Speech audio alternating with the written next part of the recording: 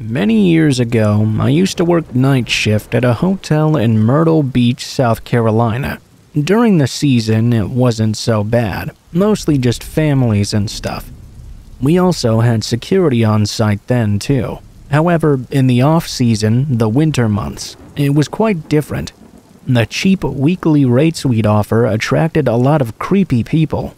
The idea was supposed to be to make money in the off-season by renting to what's known as snowbirds, older retired people who come down to the beach for a month or more during the winter. Things didn't always work out that way though. The cheap rates made it possible for a less than desirable element to become long-term residents at the hotel. In my time working there, I've discovered more than my fair share of meth labs, broken up physical assaults, and even more during the winter months. Working third shift would cause me to meet some very interesting people. The colder weather meant homeless people would often wander in, get warm, and grab a cup of free coffee. I wasn't supposed to let them, but I didn't want to be cruel. I would let them grab a cup of coffee and get warm for however long they wanted, as long as they didn't cause any trouble to anyone. As you might imagine, night shift in the winter made for some pretty crazy and sometimes creepy stories. I have quite a lot actually, but this one is one that stands out, mostly because it didn't end well for me. I'd had a pretty great night up until the point this happened. I had gone to see an indie wrestling show with my best friend before work. In fact, I had agreed to come in an hour early the next night for the young lady that worked second shift, in exchange for her working an hour late for me on this night, so I could enjoy that wrestling show. Ironically enough, I even met Terry Funk that night, a wrestling legend known for his hardcore and bloody matches. Little did I know, I was about to experience that kind of violence for real. I was supposed to arrive there at midnight, due to her working over an hour for me. I normally came in at 11 p.m., so that was about right. I counted the register, and she briefed me on her shift as to what happened as per usual. As she was leaving, my friend, who we'll call Andrew, pulled up out front. He worked second shift maintenance at this hotel, and 2 other hotels our company owned. He would regularly stop by after work and go grab us some food. We would play World of Warcraft on our laptops together after eating, if business was slow on a particular day. He was getting my money and order for food, and getting ready to leave. I was excited, telling him how much fun I'd had at the wrestling show, and showing him my Terry Funk t-shirt I was so proud of. I was just walking into the back office to put the shirt up, when I heard the doorbell indicating a customer had entered. It's true what they say. Ask not for whom the bell tolls, it tolls for thee. I had just turned around when I heard someone say something loudly. I couldn't make out what they were saying from where I was though. As I reached the doorway, I saw Andrew fall down in front of me. Next thing I know, a man walked around the corner and smacked me in the head with a short steel pipe in his hand. I staggered in surprise and went down to one knee. The next thing I knew, he smacked me in the head with the pipe again. I could hear the other guy, who I hadn't even noticed was there until this moment, say somebody had gotten away and called a cop. They sprinted out the front door. I was able to get to my feet. I tried to call the police from my phone in the back office, but I was having issues operating it. I slammed it down in frustration. I was hurting and scared, and I was really freaking out. I realized they might come back at any moment, so I locked the door as soon as I could. I didn't know what had happened to Andrew, and that really worried me. I called 911 at about this time, as blood had started pouring down my face. I told the operator we'd been attacked, and we needed an officer and an ambulance ASAP. I then called the other hotel we ran to let the night manager know what was going on. He thought I was messing with him at first, because when we got bored, we would often prank each other. Finally, though, I convinced him I was not joking. The cops and the ambulance pulled up as I opened the door. It was at about this time I found out that after they'd sucker punched him and knocked him down, Andrew was able to jump over the desk and escape, just as a cop happened to be driving by, who he flagged down for help. I ended up in the hospital ER, where I had to have multiple staples and stitches in my scalp, and they gave me morphine for the pain. I had no way to get home after being treated, but the doctors and nurses took pity on me and paid for a cab home. My plan was simply to go back to work. It was December and Christmas was coming. I had 3 kids and I needed all the hours I could get. When I got back to the hotel, the IT guy Ted was there with his wife Barbara, who also worked the front desk. She was shocked to see me. She thought I would still be in the hospital. I thought in the moment that I'd only been hit in the head once after being punched, but the video, which Ted was pulling for the police, showed a very different story. Apparently, I was really out of it, because after I went down to one knee, the 2 men had begun hitting me multiple times, over and over again.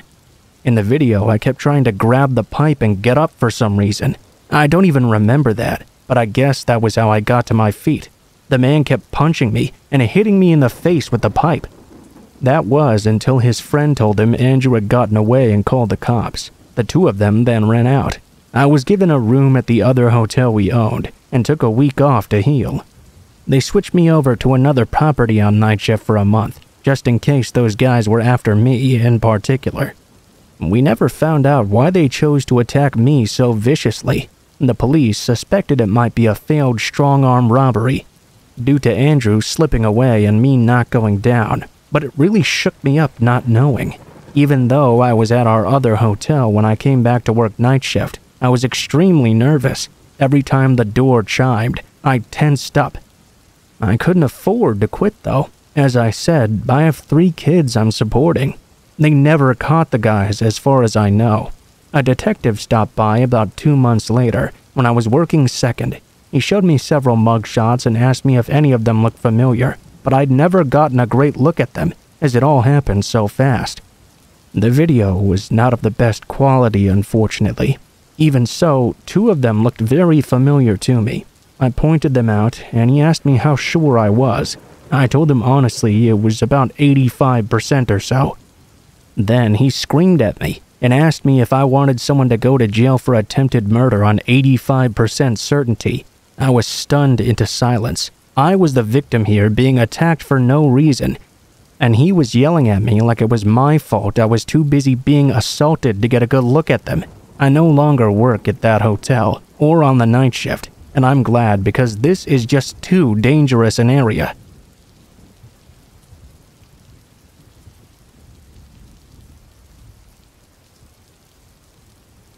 This happened a few years ago. My aunt and uncle own a restaurant, and one Saturday they were moving from their old location to a new one. My aunt, uncle, future husband who was my boyfriend at the time, cousin, and about 10 other people who were mostly employees were helping the move since there was a bunch of large equipment to take over.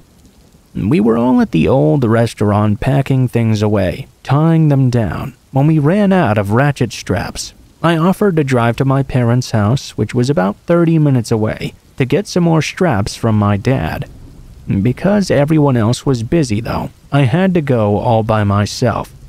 On the way back, I got a call from my aunt, saying they were all going to take a load to the new location and to meet them on the way there. I didn't know how to get to the new place since I'd never gone there before, so I pulled over into a parking lot to put in the address. From the road, you weren't able to see the parking lot at all because of all the trees surrounding it. Something odd that I didn't notice at the time was that this was a sunny weekend day, but there were no other cars in this parking lot. I pulled into the parking spot and immediately grabbed my phone to put in the address. For whatever reason though, I didn't put it into park like I normally do, which means the doors were left locked. Less than a minute after I looked down, I heard and suddenly felt a huge hit against the side of my car. I remember looking up in surprise, only to see a man standing there. For so long, I thought it was odd how I couldn't even see the color of his eyes. That's how big his pupils were. It's important to know that I was in a small SUV, so we had to bend over to look in the window. A second later, he was pulling the door handle so hard I thought he was going to rip it off like a bear or something. I was confused as to why the door wasn't unlocked as well, like it normally would be when I'd parked in a parking spot. The man got very visibly upset that the door wasn't opening, so he began to smash the side of his fist against the window, swinging his whole body over and over, getting progressively more pissed. He moved to the door handle of the back seat. At this point, I was so scared of him getting into the car that I grabbed and unsheathed the camping knife I had in my door. When I looked back at him, he stopped attacking my car, saw the knife, and smiled. I think it was right then that I realized he did not want money. He didn't want anything sexual. He wanted to kill me. I knew that if he got in my car, it was going to be all over for me, even with this small knife. He was way bigger than me, and he was smacking the car so hard I was amazed the windows were even holding up. I guess I'd gotten comfortable with the idea he wouldn't be able to get the doors open, but after he continued bashing the back window a few more times, the car began to rock back and forth as he moved to the trunk. The panic got worse, because I knew the doors weren't opening for some reason, but maybe the trunk still would. He smashed against the back window with both of his balled-up fists, and I was afraid the window was going to crack. He was yelling something I couldn't understand. It was right at that moment I realized I hadn't actually put the car in park. I could slam it in reverse. I dropped the knife in my lap, shifted the gear into R, grabbed the wheel, and slammed my foot down. Honestly, I have no idea if I hit him or if he managed to jump out of the way, and I didn't care either. I didn't look back once. I slipped into drive as I spun around and peeled out of the parking lot. It was my first time ever ignoring a stop sign. I still have no idea why this one particular day at this one time out of all others, I decided not to put it in park.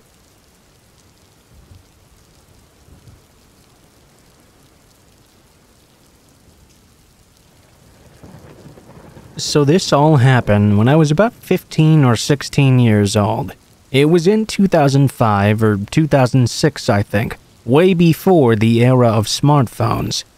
My best friend at the time, we'll call her Mona, and I were proper emo kids, and we used to love finding cool locations to take our photos. Because of this, I never went anywhere without my camera, and I used to keep it on me at all times. This will be important later.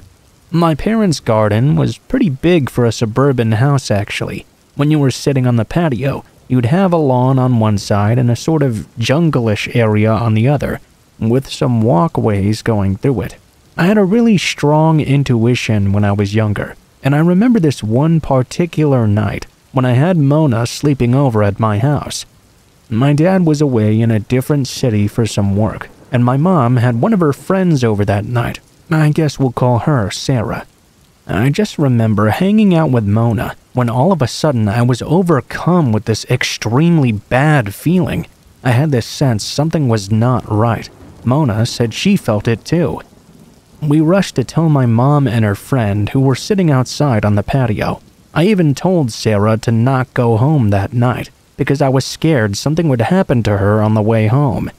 I asked my mom and Sarah if they could not stay outside for too long either. They didn't seem really concerned at all, but they agreed anyway, I suppose to humor me, and eventually came inside together. Mona and I sat on my bed for a while, looking at all the photos we'd taken that day on my camera, before I put my camera back in my bag and slid it underneath my bed. Then we went to sleep together. We were suddenly awoken at 4 or 5 a.m. though, by my mom rushing into my room to check if we were okay. Immediately, we could sense something was wrong. She told us someone had broken into the house during the night. We all started looking around to see if they had taken anything. At first, we couldn't find anything missing, but then, to my horror, I discovered that only my camera had been stolen, and from my bag as well. The bag was still there, right next to where Mona and I had been sleeping. In fact, not a single other thing was missing or moved. Not my mom's laptop or any of the expensive valuables out lying in the open, which tells me they didn't have time to look for valuables, which meant they must have been looking for this specifically. Perhaps even watching us to see where I'd hidden it, because they knew exactly where I'd put my camera.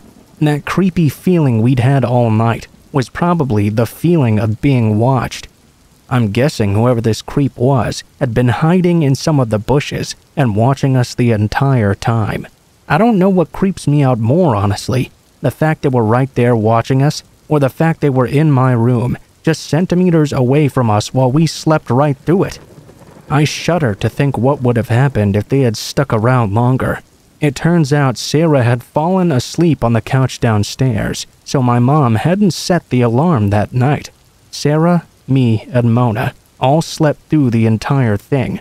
Lucky for us, my mom is a light sleeper, and she caught the guy in our room and screamed at him to get out of the house.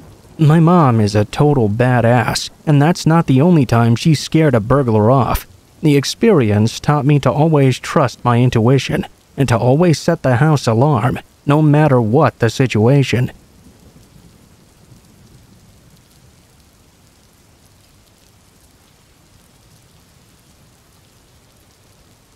If you were to ask me if I believed in the paranormal, I'd tell you that I'm on the fence about it. If someone were to tell me a house is haunted, I wouldn't believe them unless I myself experienced something out of the ordinary. I believe that creepy things do happen, but I go into situations with the mindset of trying to rule out every possible cause before I come to a conclusion. If I can write something off as just a coincidence or my mind playing tricks on me, then I will, and I'll leave it at that. This experience, though, is a little bit different. I don't know what exactly happened really, and it hasn't happened for a while since either. This night, I was on a Discord call with some of my friends. It was pretty late at night, maybe 10 or 11 or so, and I decided I'd start doing my nightly routine and get settled in for the night while on call. I muted myself and went to brush my teeth, got my pillows all set up on my bed, and went to close my blinds by my window. That was when I noticed something odd. There appeared to be a man just standing in the street under a street lamp. I couldn't really make out his face because of the distance, despite nothing really obscuring it. The man was wearing a suit. He wasn't particularly tall, and I don't know what really stood out about him, other than it being odd to see him there so late at night. Something about him was just giving me a really off feeling. I unmuted myself and sat back down at my desk, letting my friends know about this. I was joking about how his Uber was late, or his wife must have kicked him out or something. We all gave him the very creative nickname of Suit Man. After a few moments, I went back to the window to check if the man had moved at all. The man had indeed moved. He was now standing right in front of my cross-street neighbor's backyard gate, which was visible from where I was due to it being located near their garage door. The longer I looked at him, though, I noticed more and more odd things. First of all, he was not facing the gate, and he was standing completely still. Second of all, I noticed he was so still that he hadn't even triggered the neighbor's floodlights, which would automatically come on when someone or something moved nearby. Either that or they'd gone off already. You had to cross over their driveway to get to the gate. So if he'd just moved there, the lights should have been off. At this point, I was really freaked out, but also a little bit intrigued. I decided to grab my phone and try to take a picture of this man. When I turned back to look at where the person had been, though, even though I'd only looked away for a few minutes to grab my phone and pull up my camera, the man was already gone into the night. I decided, fuck this, and closed my blinds immediately. I stayed on that voice chat most of the night, since I was now a little bit freaked out still. I didn't want to try going to sleep anytime soon after such an odd encounter. Although all that was pretty creepy in and of itself, the scariest part came after. For a few months after this, I would hear someone whistling while walking down the street at the exact same time of night I'd seen the man each and every day. It stopped recently, and I haven't seen it since, nor have I seen the Suit Man again, but I'm hoping that will be the end of it.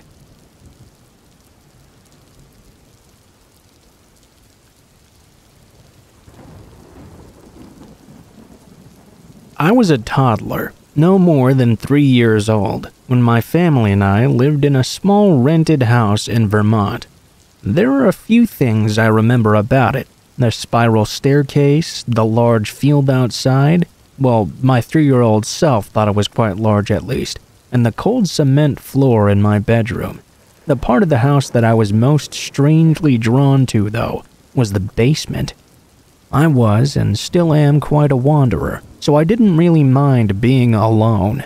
Both of those qualities made the basement a sort of getaway for me. I wasn't allowed to be down there by myself technically, but a handful of times I managed to sneak my way down without anyone else noticing.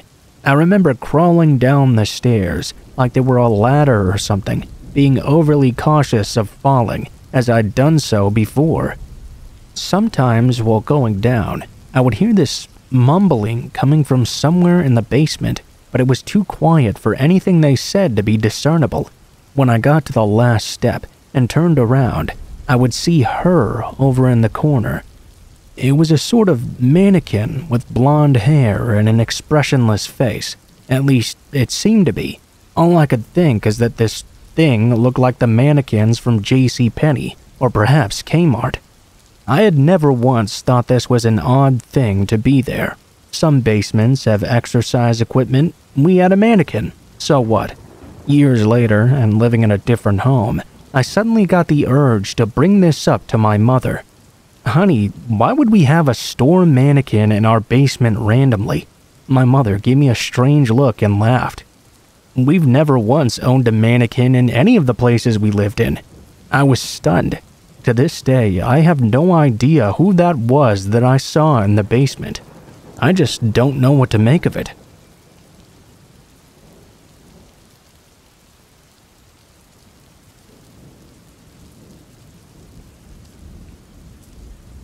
The creepiest thing that ever happened to me in my life occurred when I was about 10 years old. I was out trick-or-treating with some friends of mine. We were all around the same age, and this happened sometime back in the 1970s or so.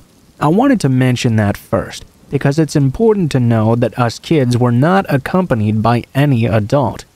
This sort of trick-or-treating was much more common back then than it would be nowadays. We lived in this huge neighborhood that had a ton of kids in it. So on Halloween, the streets were pretty much littered with various random kids. I guess our parents assumed that because there were so many other kids around, this meant we would all be safe by ourselves. There were about 5 of us in our group. I think the oldest was my friend Jack, who was about 12 at the time. I remember that I was dressed up as a scarecrow. Not exactly the most terrifying of all costumes, but I really liked it at 10 years old. The 5 of us were wandering and trick-or-treating when we came up to a really old house. We were on a block that I really wasn't too familiar with. It didn't matter to us though. The more streets we went down and the more blocks we crossed, the more candy we would be able to get. We noticed right away that the house was not lit up at all, but it did have a single jack-o'-lantern on the porch. All the kids in my group were pretty freaked out by it for some reason. Jack told me there were some rumors that a real witch lived in this house. Supposedly, she would occasionally kidnap children and cast spells on them or something. Because of this, none of my friends wanted to go up to this house. Honestly, neither did I. I really wanted that candy though. And I also wanted to show the rest of the group that I was the bravest of them all. So while all my friends stood back cowering, I bravely walked up the steps to the porch and knocked right on the door. An old gray-haired lady answered the door almost immediately. She was carrying a bowl with her, but strangely enough, the bowl was completely empty. She seemed genuinely pleased to see me, complimented me on my costume, and then began to ask me some strange questions. Did I really scare any crows that day? I smiled and went along with it, told her yes, and then said, "Trick or treat." The lady looked down at her bowl and seemed to be surprised that she was out of candy. Then she told me that if I followed her inside into her house, she would be able to give me a special treat from her kitchen. I really didn't want to go inside, but 2 things convinced me to go in that moment. 1, I really desperately wanted the candy, and 2, I was told to always be polite to any adults and do what they told me to do. Because of this, I went inside the house with the old woman. She closed the door behind her, and I followed her into the dark kitchen. She led me over to her pantry and opened it up. I assumed this must be where she kept her extra candy. I went over to take a look when suddenly she grabbed me from behind and shoved me into the pantry. I smacked face first into the wall as she closed the door behind me. I was absolutely terrified and immediately started crying and banging on the door. I screamed for her to let me out. All the things my friends had told me about this woman being a witch suddenly came rushing back to me in that moment. I was convinced she really was a witch and she was going to eat me. I kept banging on the door and begging to be let out. After what seemed like forever, but was probably just a few short moments, the old woman finally opened the door for me. She seemed incredibly amused. She told me she had run out of special treats, so she had to give me a trick instead. She kept on laughing as if what she had just done to me was the funniest thing in the entire world. I quickly ran past her and back into her front room. I ran out the door, where my friends were all standing on the sidewalk waiting for me. They had all been worried about me, and seeing me running at them crying only made it so much worse. Jack took me home to my parents, and we told them what happened. My parents called the police, and I guess they went and talked to the old woman as well. She insisted, though, that she had meant no harm. She was just out of treats and felt she should give me a trick instead in the spirit of Halloween. Nothing had really happened.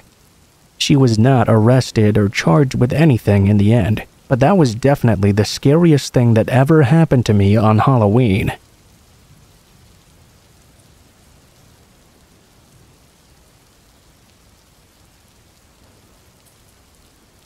This happened back when I worked as a pizza delivery boy. I was a bit irritated because it always fell on me to work on Halloween. We didn't ever get too much business on that night. But still, I would have much rather been spending time with my friends partying or going trick-or-treating or something. This happened a really long time ago, by the way. The night was fairly slow, as I mentioned, but we got an order for a plain cheese pizza around 11 p.m. or so. I will never forget that pizza. Once the pizza was finished cooking, I grabbed it up and drove out to the address I'd been given. It was situated right on the edge of our delivery area. There weren't any lights on in the house, which was actually pretty annoying. It was so dark and hidden away that I actually almost passed it by. I had no way to actually confirm the address visually. The house had this really long driveway too. I drove up wondering the whole time if they had given me the wrong address or something. There was nothing that indicated to me that anyone could have been home. There were no lights on, no cars anywhere in sight, no movement of any kind.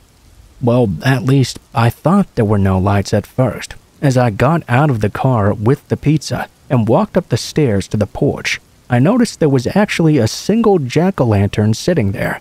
The candle was pretty dim though. It must have been burning for quite a long time. Even if there was no one there now, there must have been someone there at one point. I went up and knocked on the door. There was no answer, so I got extremely annoyed. I began to knock again repeatedly, but still no answer. I was about to finally give up and leave when the door actually opened, much to my surprise.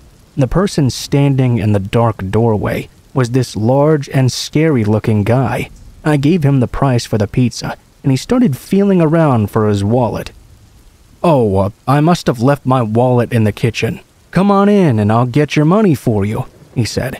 I really did not want to walk into this dark house with a guy who looked like this guy. I just told him I had no problem waiting for him on the porch. He insisted, though, that I should come in right now. He told me it might take a while for him to find his wallet, and he said there was no need to stand outside in the dark and cold by myself. I almost considered his offer. You know, sometimes you feel just inclined to do something against your better judgment. That was what I was feeling in that moment. I was thinking I could maybe get the whole experience over with quickly, simply by going in with the man. I mean, what were the chances something bad was really going to happen? I was actually just about to say yes, but then I noticed something extremely odd. Looking at the man's face, I saw his eyes quickly dart over to the side. It was just for a split second. but I caught this suspicious movement. I followed his eyes over and got the shock of my life. There was another large man, crouched down off the side of the porch. He was peering over the side in the darkness, watching me and waiting. That startled me, of course. It wasn't as scary as would happen next, though. Somehow, the man noticed I'd seen him, and immediately he stood bolt upright. The man in the house actually tried to grab me by the throat. It terrified me. I threw the pizza directly at his face. The guy on the porch now sprinted around the staircase. He was holding a baseball bat in his hand. I was freaked out, but I knew I couldn't get down the stairs before he got to me. I didn't have much time to do anything or to think, so I ran to the side of the porch and jumped over the railing, into the driveway.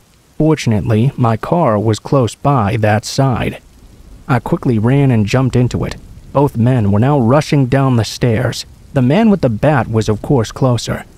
Luckily, I had not turned my car off in all that time, so all I had to do was jam it into reverse. The man with the bat was quite fast though. He managed to run to my front door and smash the glass in. It shattered all over me. Fortunately, he didn't have the time to hit me myself. I slapped the car in reverse and slammed the gas hard. I haphazardly drove backward out of the driveway. Surprisingly, the guys actually still tried to chase me, but there really wasn't much of anything they could do at this point. I got to the end of the driveway, turned and took off down the road. I reported the incident to the police. When I described the two men, it turned out they fit the description of two men who had held up a liquor store earlier that night. The police assumed they were planning on stealing my car. It made sense, really, due to the way they were acting.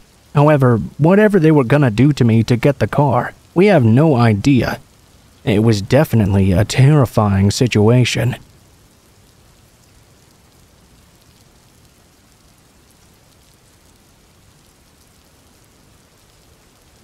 I went to a Halloween party when I was a freshman in college. It's important to know that I was a townie, so I didn't live on campus. I had a pretty decent walk from my house to the school, actually. It was quite the experience, because the campus was so big already. Usually, it was swarming with people as well. You only needed to get a block away, however, and it completely changed dynamics. I've had several walks home in which I didn't run into a single person at all just a bit outside of campus. But that year, I decided to go to an on-campus Halloween party. Most of my friends had gone off to other colleges. The majority of the people on campus were all from other towns in other states, so although I lived in the town all my life, I really didn't have any friends there. Because it was my first year of college, I thought going to a party might be a good way to try and make some new friends. It didn't really work out that way in the end, though. I talked to a few people at the party and had a few drinks as well, but I didn't really have the best time. I watched some people playing beer pong, and they even had a band that was dressed up in costumes jamming. It was extremely fun and entertaining to watch, but I wasn't really having much of a social time. I was mostly just sitting down having drinks by myself, pondering whether or not I should just go home or continue to observe. At some point, I noticed a man in a skeleton costume staring at me. The costume was a lot like the ones from the movie The Karate Kid that the Cobra Kai guys were wearing. He was standing off to the side of the refreshment table and just kept on staring at me.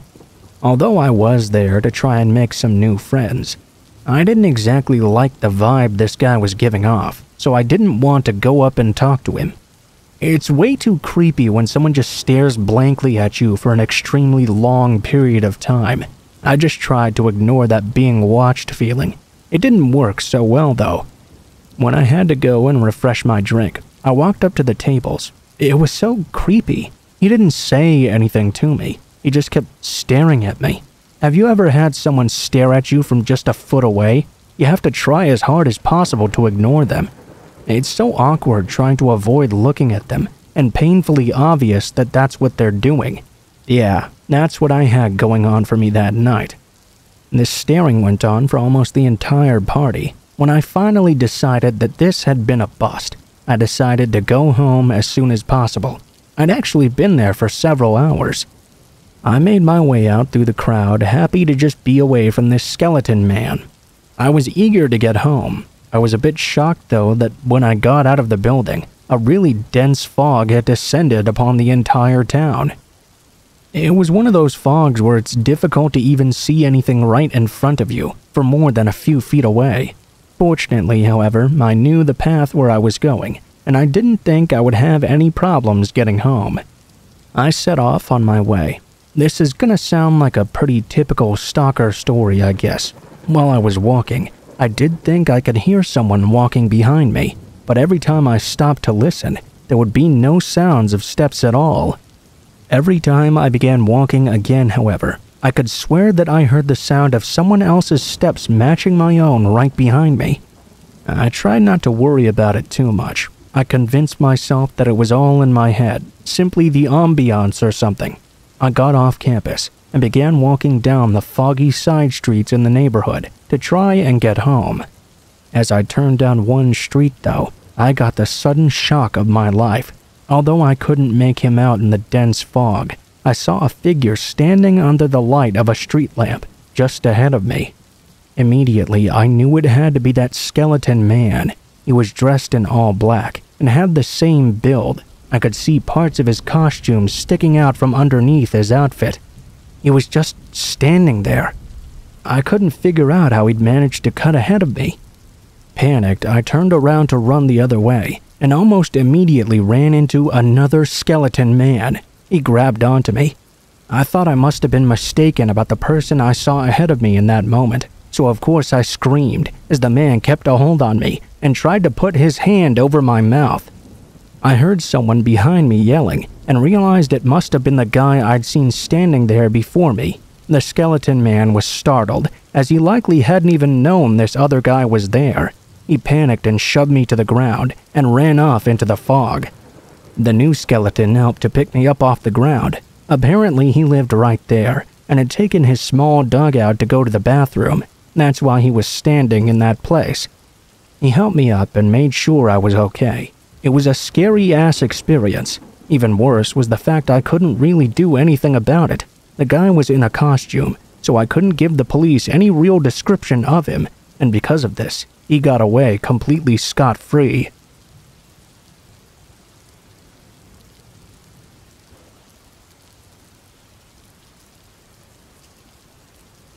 I've told this story before, but it still terrifies me, so I'll tell it again. When my friends and I were about 13 or so, we went to skate our bikes behind the train tracks in our local area. There was a forest with a road going through it. It seemed quite remote, but was actually favored by runners and cyclists alike. So during the nice summer days, you would see at least 10 people there while passing through the area. This day, however, was a gloomy winter day, so there weren't nearly as many people around. After going a bit deeper into the forest, we decided to settle near the road on a meadow. You could see us from the road, but it was also far enough to give us some privacy. We sat there for some time until one of my friends started to complain he needed to use the restroom. Nobody else really wanted to leave just to go to the toilet yet though, so he decided he'd find a spot nearby and pee there, taking his skateboard with him and leaving. After him, 2 other friends wanted to go skate some more, so they agreed to come back later. At this point, there were only 3 people in the meadow, including me, and that was when we noticed a man. He was walking on the road, then stopped right in the middle of it, just to stare at us for a long time, long enough for one friend to take notice, alerting me and the other. We all stared back, and when he realized we'd spotted him, he hurried on along his way. When my friend who went to pee came back, he said he couldn't find a spot, as he'd come across this strange man who made him feel extremely uncomfortable. He said he'd rather wait and go pee in a nearby restaurant or something. We agreed to wait for the other 2 who had left, and when they returned, they also mentioned stumbling across a creepy man. Everyone was ready to leave at this point, except one singular person. Now this guy was kind of an idiot, and from what I've heard he still is. I never liked him, but the others did, so I had to go along with it. Basically, his deal was that he wanted to start a fire for some reason. We all agreed this was very dumb given the fact we were in the middle of a forest, but he insisted.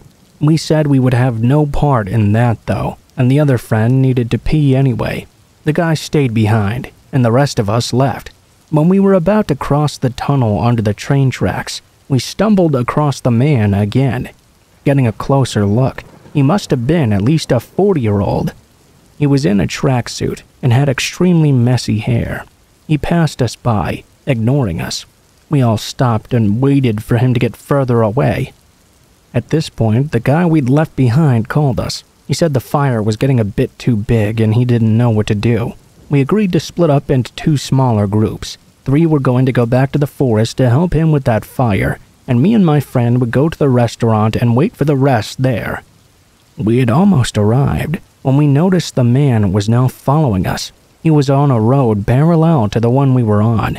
You could see it, as they were just a few meters away, and both led to the same restaurant. He kept walking in the same direction as we were. We got so scared we almost started running, because we were certain he was catching up to us. I'm a woman, and my friend was basically a twig back then, so we stood no chance if he were to try something. Luckily, we managed to get to the restaurant just before him. We only wanted to use the toilet, but agreed to order some tea and wait inside instead. We sat by the window, where you could see the front road where the man had been walking before. We'd hoped he'd simply left, but no. He just stood there in the darkness, standing there for at least 20 minutes. Our friends called us in the meantime and told us they'd extinguished the fire and were now coming to meet us. The man did leave eventually, after realizing that all our friends had come to join us, and we probably wouldn't be coming out anytime soon. Man, was that creepy.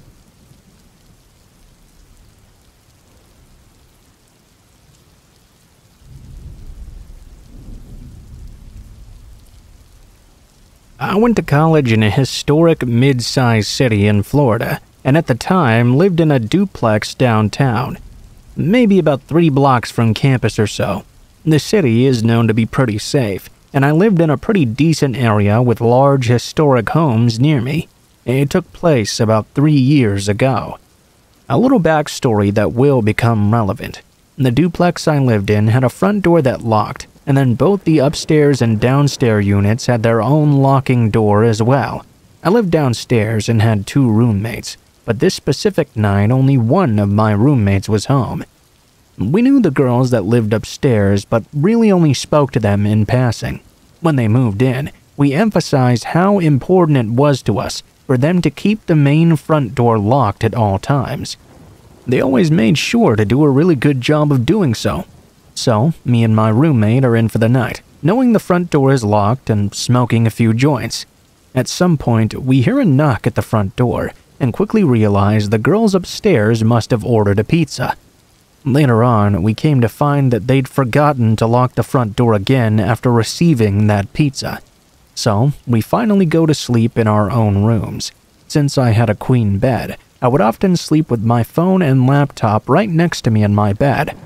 A couple of hours after I'd initially fallen asleep, I was suddenly woken up by something I didn't recognize at first. As I came to a bit, I came to realize there was a man standing over my bed. As soon as I realized I was not dreaming, I noticed he was quickly moving my phone and computer off of my bed and moving my comforter as well, trying to climb in. I started asking the man who he was, what he's doing here. I was extremely confused and still groggy. I was also still slightly high from before I'd gone to sleep. The only thing he said to me, multiple times, was that he was just trying to get into bed. At this point, I began to panic, as my mind obviously went right to the worst. I was hoping that maybe my roommate had invited some random Tinder guy over and he'd simply gone to the wrong room. But the more I tried to question him, all he had to say was that he was going to get into bed with me. I did own pepper spray and a stun gun, but I had left them on a shelf that the man was right in front of, so there was no way I would be able to grab them without escalating the situation. Realizing I needed to do something quickly, I blurted out, "There are 5 people who live in this house, and if you don't get the fuck out right now, I will scream. They'll be here in seconds." Luckily, that was all it took to scare the man off. I don't know if he brought something with him or if he stole something from me, but I did see him grab at something in the dark and run out of my room. As soon as he left, I shut the door and locked it and tried to find my phone. I couldn't find it anywhere. Then I quickly realized that between my room and the front door was the room of my friend that was still home. As scared as I was in that moment, I was even more terrified that maybe the man had gone into her room. I grabbed my stun gun and my knife, counted to 3, and ripped open the door.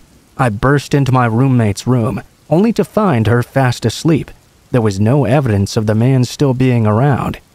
I quickly woke her up and told her what happened, and she asked me if I was sure I wasn't dreaming.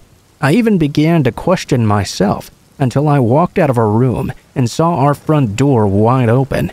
I went to my room to search for my phone and finally found it, hidden under a pile of clothes across the room from where I'd left it earlier. That sent a chill up my spine, as I immediately knew for a fact someone had been in my house and room while I was sleeping, at least long enough to take and hide my phone. That only worsened my suspicions of his intentions. I ran back to my roommate's room, who at this point believed me. We barricaded ourselves in and called 911. Within minutes, there were cars swarming our street and yard, and they yelled for us to quickly leave the residence and run towards them. At least a dozen officers came rushing in and searched every inch of our apartment. We woke up the girls upstairs and searched their apartment as well to ensure the man had well and truly left. The officers had me write a statement, and I gave them a description of the man. To this day, I've never heard a single thing about the case. I just feel incredibly lucky with the outcome of the situation. The thought of his intentions terrifies me though, and additionally, the fact he was never caught scares me. I would hate for anyone to have to go through the pure fear I did. I will add there was a chance he might have been on drugs or mentally ill, and perhaps had no bad intentions. However, because he was never caught, I'll never be able to know. With the fact that he tried to hide my phone, I can only assume the worst.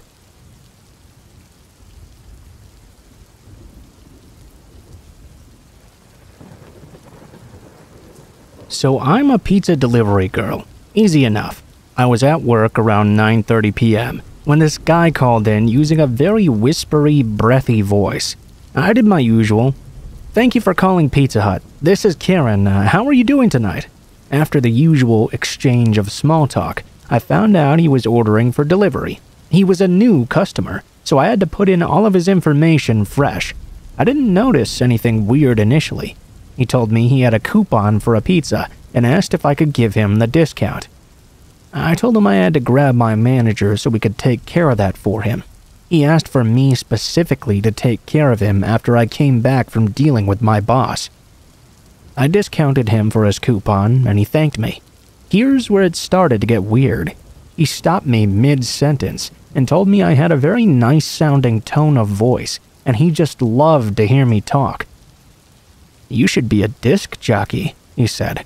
I was a little bit weirded out, but I tried to stay professional. I told him that was very sweet of him, and I would consider it in the future. "I'd listen to your radio station. Thank you for taking my order tonight. I'll stop by your store and see you sometime soon, Karen." I wish I could say that was the end of it, but that isn't true. I noted that this man lived in an apartment complex. What I didn't realize is I'd taken his complex's address and not his individual apartment number. Not 5 minutes later, the man called back, and my coworker Bob answered the phone. I learned after the fact that he had asked for me by my full name. I picked up the phone and did my usual greeting, and he reminded me that I'd forgotten to ask his apartment number. I changed the information for him, but before I could hang up, this was our conversation. "Hey, Karen? Karen? Yes, sir, how can I help you? Are you doing all right?" "Yeah, I'm great." "Good. I'm gonna hang up now. See you soon." Bob had heard the whole story and told my boss to have my male coworker take the call instead of me. When Bob came back, the very first thing he said to me was that the man had been asking where I was the entire time. Okay, so I get there, right, and I knock on the door, and he says in this weird voice, "Come in." I'm not about to go into this random guy's house though, so I knocked again and he opened the door with this big smile on his face. When he saw it was me though, it just dropped instantly. I greeted him and he said, "Oh, where's Karen?" I told him you weren't going to be able to make it, and he got so angry. After I took his money and gave him his food, he asked how you were. I told him you were doing all right, and he just said, "Good. Karen is a sweet girl. Tell her I'll see her soon." The fact that he asked the driver to come inside and that he was expecting me really creeps me out. Maybe he's just a lonely guy who wants someone to talk to, but still, I'm gonna add one more creep to my list.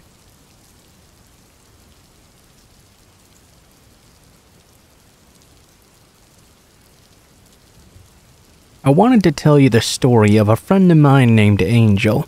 Angel is 19 and was honestly one of the brightest, cleverest, and most bubbly people I've ever met. She was obsessed with true crime stuff. She loved that TV program CSI and wanted to join the police so she could get into the forensic side of investigations.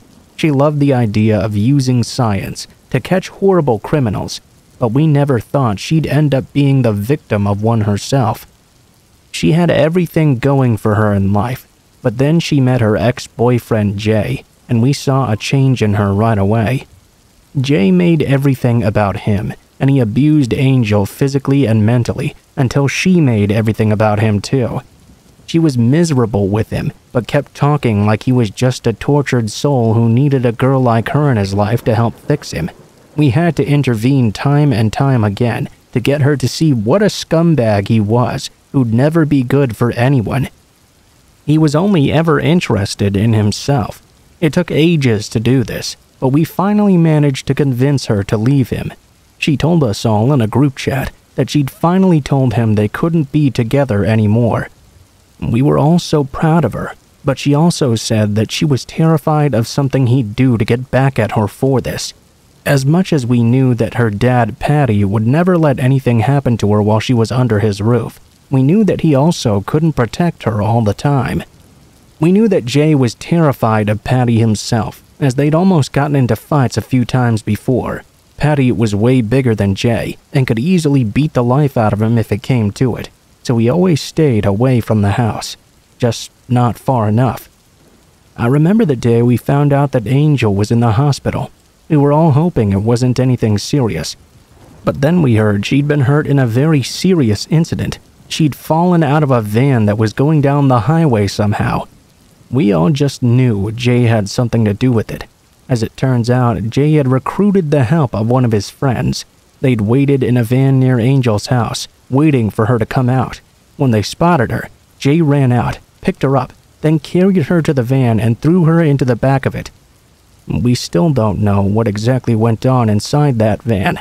He insisted in court that he hadn't just thrown her out, but whatever he was doing or saying, it had scared Angel so much that she somehow found a way to open the back doors as it was running down the highway. She must have thought her only chance of survival was jumping out the back of that van. Some people say Jay pushed her out the back as a way to kill her, but at his trial, his lawyers were somehow able to prove that he had not pushed her, and all he wanted to do was keep her inside the van. He must have admitted to wanting to kidnap or scare her into getting back with him, but I know Angel. She wouldn't have done something so drastic without being scared for her life. What happened next made it clear to me that the justice system in this country is just completely broken, because the sentence he got was nothing of what he deserved to get. Recently, he got his sentence more than doubled after a big public campaign headed up by her parents.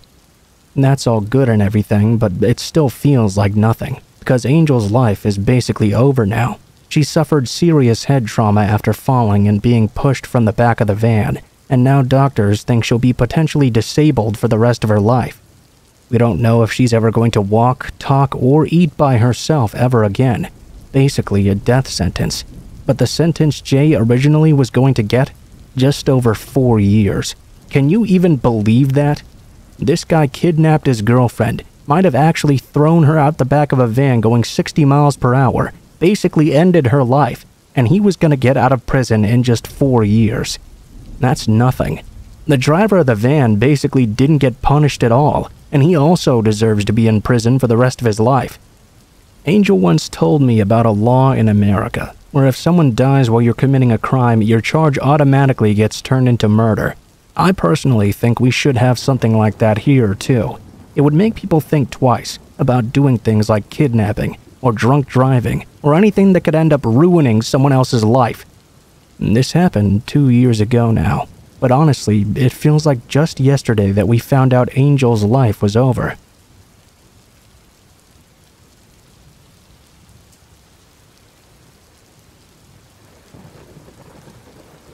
This story took me quite a while to write out, as I'm not much of an author myself, and it's quite painful for me to relay. Hopefully, this will help someone though, as it's something I've wanted to share for quite some time. It involves 2 days in my life that I'd always thought were very fun, but somewhat weird, and how, when I grew up and was told what really happened, they've haunted me ever since. It all started when my dad's business partner came to pick me up from school one day. I knew him as Uncle Todd, and although I wasn't expecting him, I trusted him completely when he told me that my mom and dad were busy and he would be in charge of looking after me for a few days. I remember feeling kind of reluctant to get into his car for some reason. After all, Mom and Dad hadn't told me anything about this. I didn't really want to be away from them. But then he started promising me ice cream, a Game Boy, all this fun stuff. He also told me Mom and Dad had said I could watch whatever I wanted on the TV and that I was allowed to stay up until whenever I wanted to. Music to a kid's ears, right? So I got into his car and we drove off to his apartment, stopping to get some ice cream on the way. Todd was serious about the TV thing too, as he pretty much left me in his apartment on my own for hours on end. I remember he seemed to be very stressed out about something. I always assumed it was just grown-up stuff or something like that. I didn't really care much. I had all the Nickelodeon and McDonald's I could ever want. That's how I spent the first night. It was also weird to me that Uncle Todd's apartment was so small that we both had to sleep in the same room. I still wasn't questioning anything though, because he was such a regular part of my life, and I trusted him completely. The next day, after more McDonald's and a bunch more Nickelodeon, Uncle Todd came back super stressed once again and told me to get into the bathtub. I thought he meant that I could take a bath or whatever, but that's not what he meant. He walked me over to the bathtub and made me get inside without any water in it and without taking my clothes off either. I could then hear him talking into the phone in the other room, trying to keep his voice down. I could still hear, though, how angry and stressed out he seemed to be at the person on the other end. Eventually, he went silent, put the phone down, and went to grab me out of the tub. I remember him putting me back on the bed and telling me he was going to get more McDonald's and ice cream for me. Then, as he went to walk out of the room, he picked up this pokey-looking thing in his hand, obviously to take out to his car. I remember asking him what that was, and he told me it was a thing for getting his car started on cold mornings. It hadn't even been that cold that morning or the morning before, but hey, at that age, grown-ups know best, right?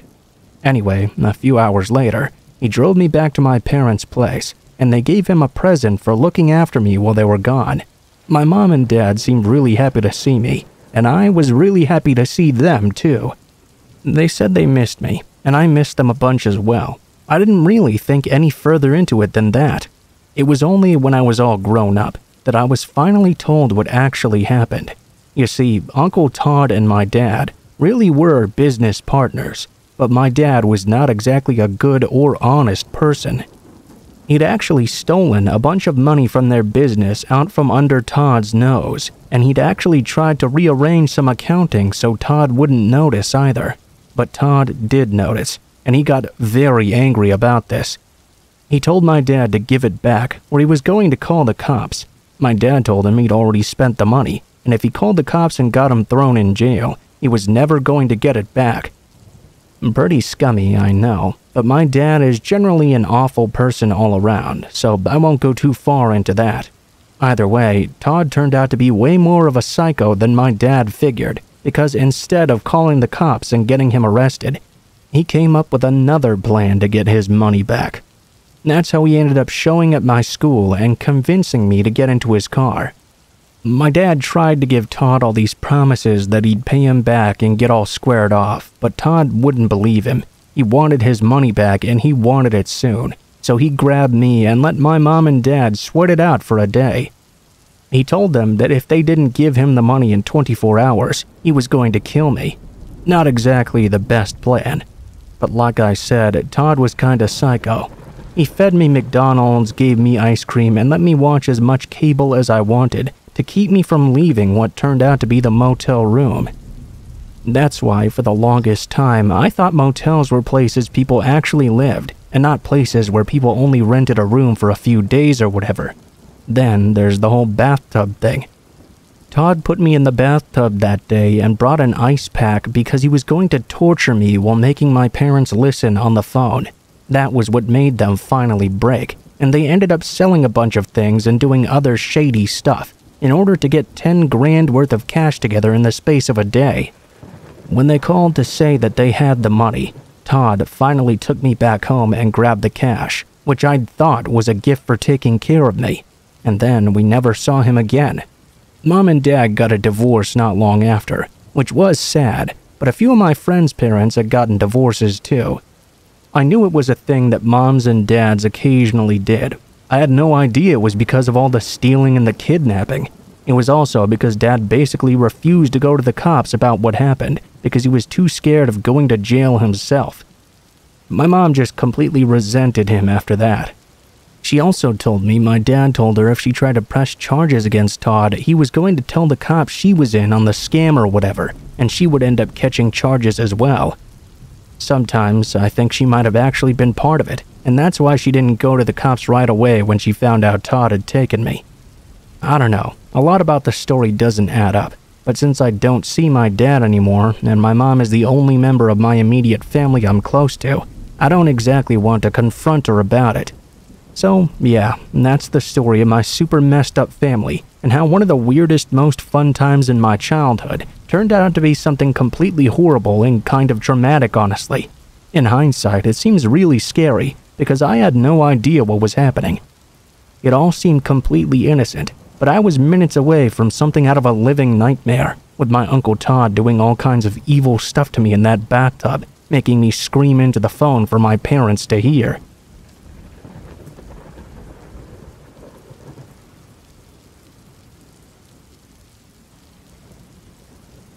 Let me start off by saying I'm a 16-year-old male and an only child who lives in a quiet rural area surrounded by fields in Amish country. I'm going to use the alias John for this story. One Saturday evening, after an afternoon of occasional rain showers, I was home alone while my parents were out for their anniversary.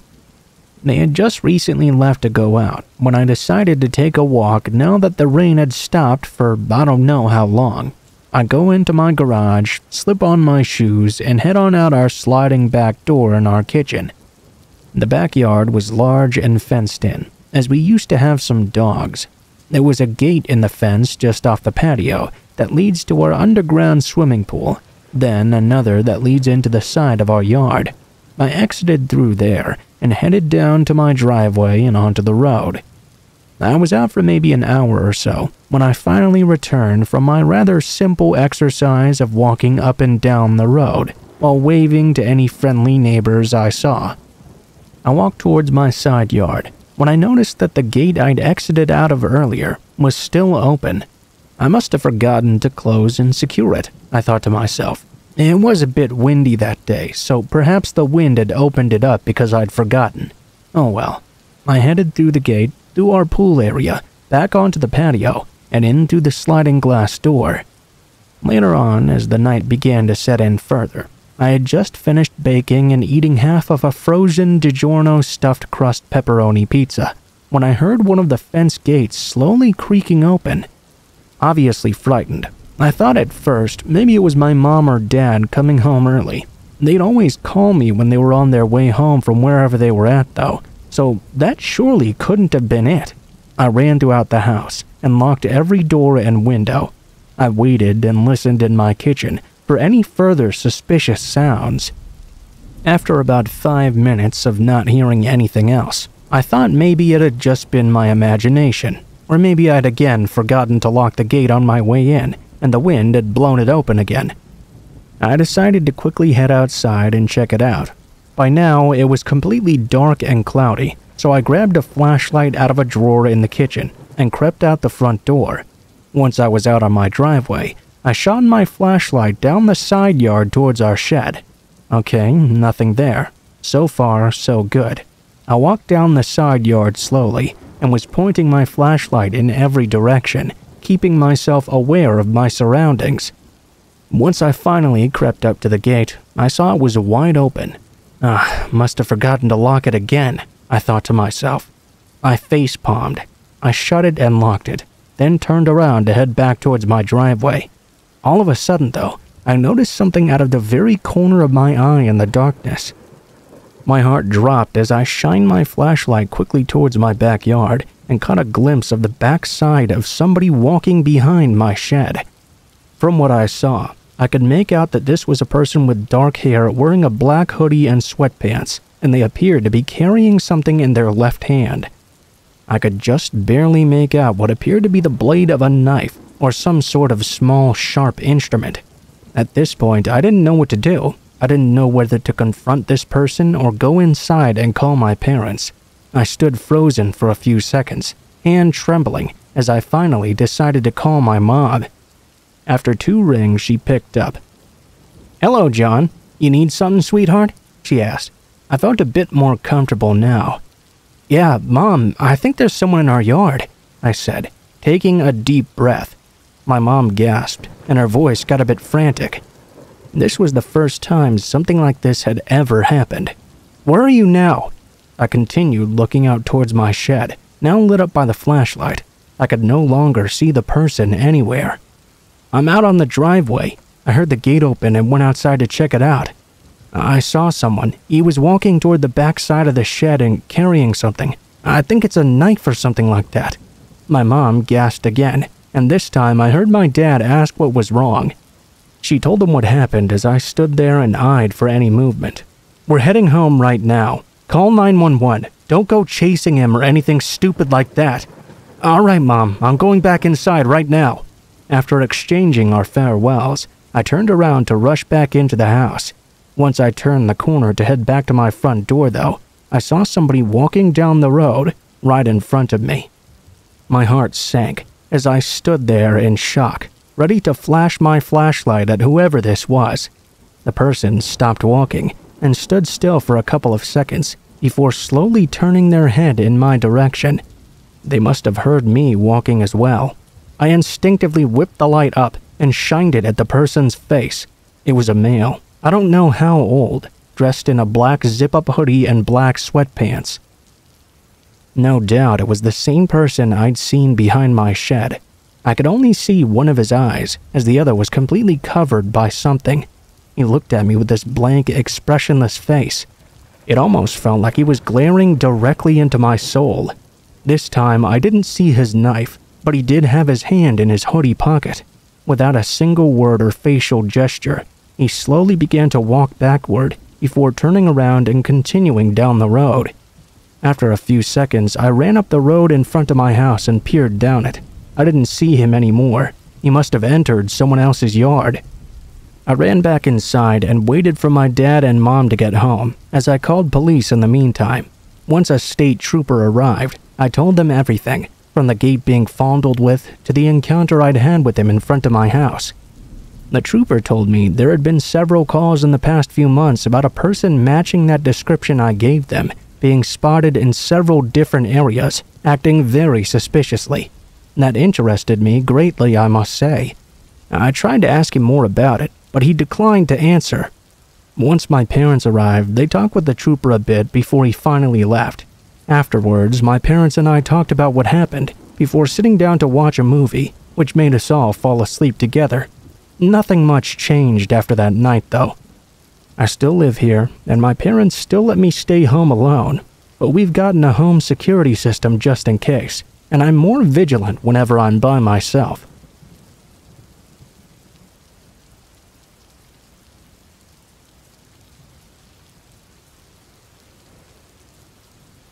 Once, when my cousin and I were in our younger teens, we would get bored and would wander around our neighborhood looking for things to do. This one particular night, though, we came across this house that was not very well taken care of and seemed to be completely empty. Years before, the people that lived there were very active, growing gardens and raising animals on the property. But for a while now, it sat completely empty and abandoned looking. There were never any cars or any people around the property at all. Because of this, that night we decided to go check it out a bit further. We started by jumping the fence and wandering around the yard looking for any valuables left behind. Honestly, it looked like a junkyard to us.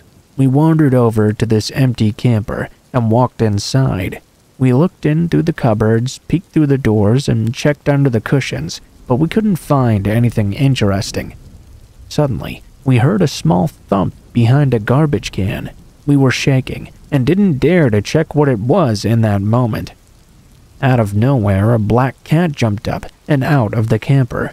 We screamed like little girls. We decided to move on from that camper and go check the main house instead. It was for sure abandoned. We hadn't seen anyone there in months, if not years, and we checked often.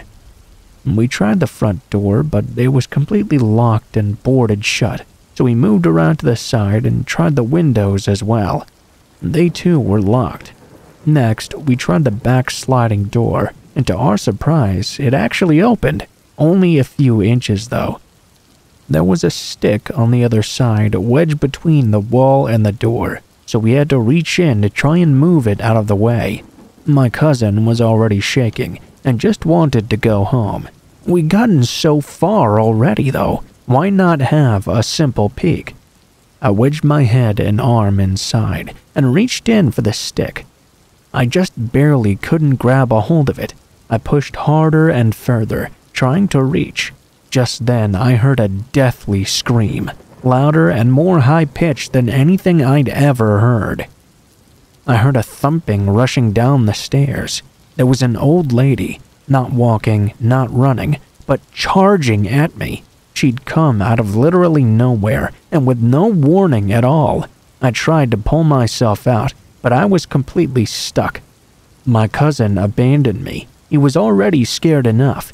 I pulled with everything I had in me, scarring up my arm and almost ripping off my ear trying to get out. Just as I pulled myself out of the door, the old lady slammed face first into the glass door, banging her hands and head on it. She was screaming and yelling at me, words I could not understand. I ran half shaking and half numb. I'd never felt so lightheaded and numb in my life. My cousin and I asked around the neighborhood the next day, and we found from some old people living there that there seemed to be some crazy old woman living in the home that thought the world was soon ending. Because of this, she never came outside. She hoarded food and never left the house, living in fear of other people. She had no vehicles and lived alone as well. It appeared she had some sort of severe mental problem. The next day, when I was walking the neighborhood, I spotted a vehicle at her home and a man in her yard. I stopped and watched as the man pulled out 2 bulldogs. I assumed she called someone because she thought we were trying to rob her. Honestly, I felt really bad about everything that went down. That was the day I learned that no matter how tempting it may be, or how interesting something looks, if it's not yours, then it's best to stay away.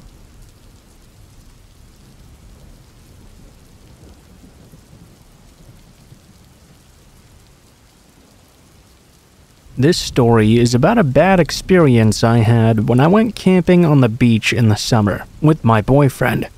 We had the nice idea of camping out on the beach instead of staying at a hotel, since I'd always wanted to sleep and hear the waves hitting the shore, see the night sky whenever I wanted, and just had this experience at least once in my life. We were supposed to stay in that tent for about a week. The area had a public restroom with some showers and some restaurants nearby as well, so the matter of hygiene and hunger were not that much of an issue. We bought all the supplies we needed for such an adventure as well. A 2-person tent which was blacked out, so the sun's rays couldn't come in, an inflatable mattress, first aid, lanterns, etc. The first nights were no issue. We actually enjoyed every moment of it. We would take all of our valuables with us in backpacks though, in case anything bad happened to our tents while we were gone. You know, phones, chargers, wallets. We weren't the only people with that idea, so there were other people camped in the area. There were plenty of people, either single, couples, or even families, and that included people that were behaving badly. When the night arrived, you would hear people laughing, partying, and dancing occasionally, probably smoking weed, taking drugs, or drinking a lot of alcohol. We didn't really mind though. Nobody had bothered anyone for the past 4 days and nights. People were there having a lot of fun, as they knew best that no one was going to be aggressive. One night, we stayed out later than we usually did, around 1 a.m., just wandering around the lively streets to listen to the street performers, eating out and doing other such activities.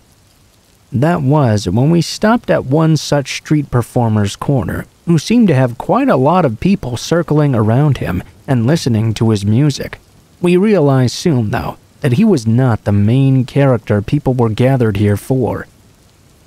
Right in the middle of that crowded street, where cars were passing by often, was a middle-aged woman, dancing completely in the nude, clearly being affected by some kind of drug or alcohol abuse.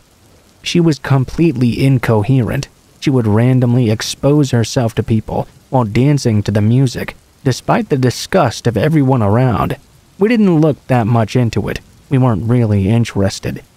We decided to go back to our tent and have a drink in silence, while watching the stars and falling asleep to the sounds of the ocean. While drinking by ourselves, though, we could hear some woman shouting in the distance. We soon realized it was the same woman we had seen before. It seemed she wasn't alone. She had some friends with her, 2 other women. They had set up camp on the beach just ahead of us, a few tents further down. It was close enough that we could still hear and see them, even if it was dark. They lit a fire on the beach and continued to wildly drink and dance around randomly. Of course, she was still naked, but this time she was wearing a see-through skirt.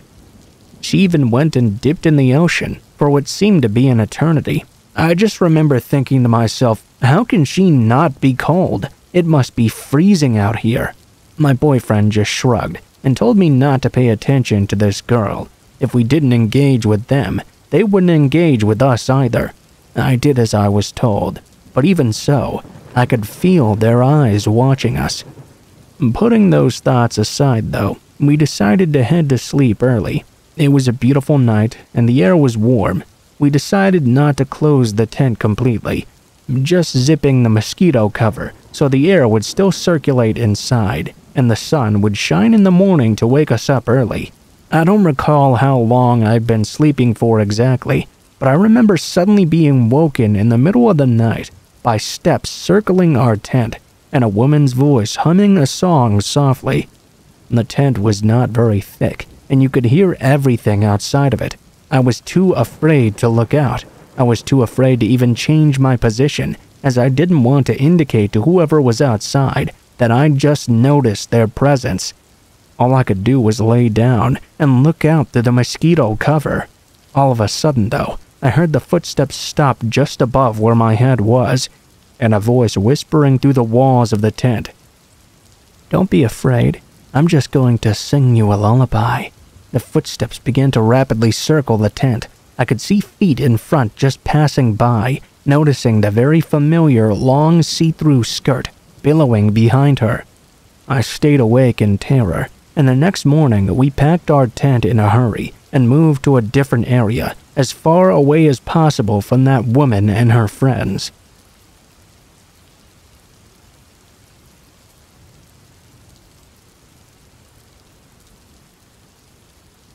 This is more of a warning to people who live alone than anything else, but the memory of it still creeps the ever-loving shit out of me. A few years back, I lived in an apartment complex. It was not in a particularly bad part of town either. In fact, I'd lucked out even, somehow managing to move into the same building as a handful of friends of mine. I thought this was perfect. A couple of months after living there, though, I started to notice some things going missing. It was never anything big like my laptop or my Xbox or my TV. It would be smaller things.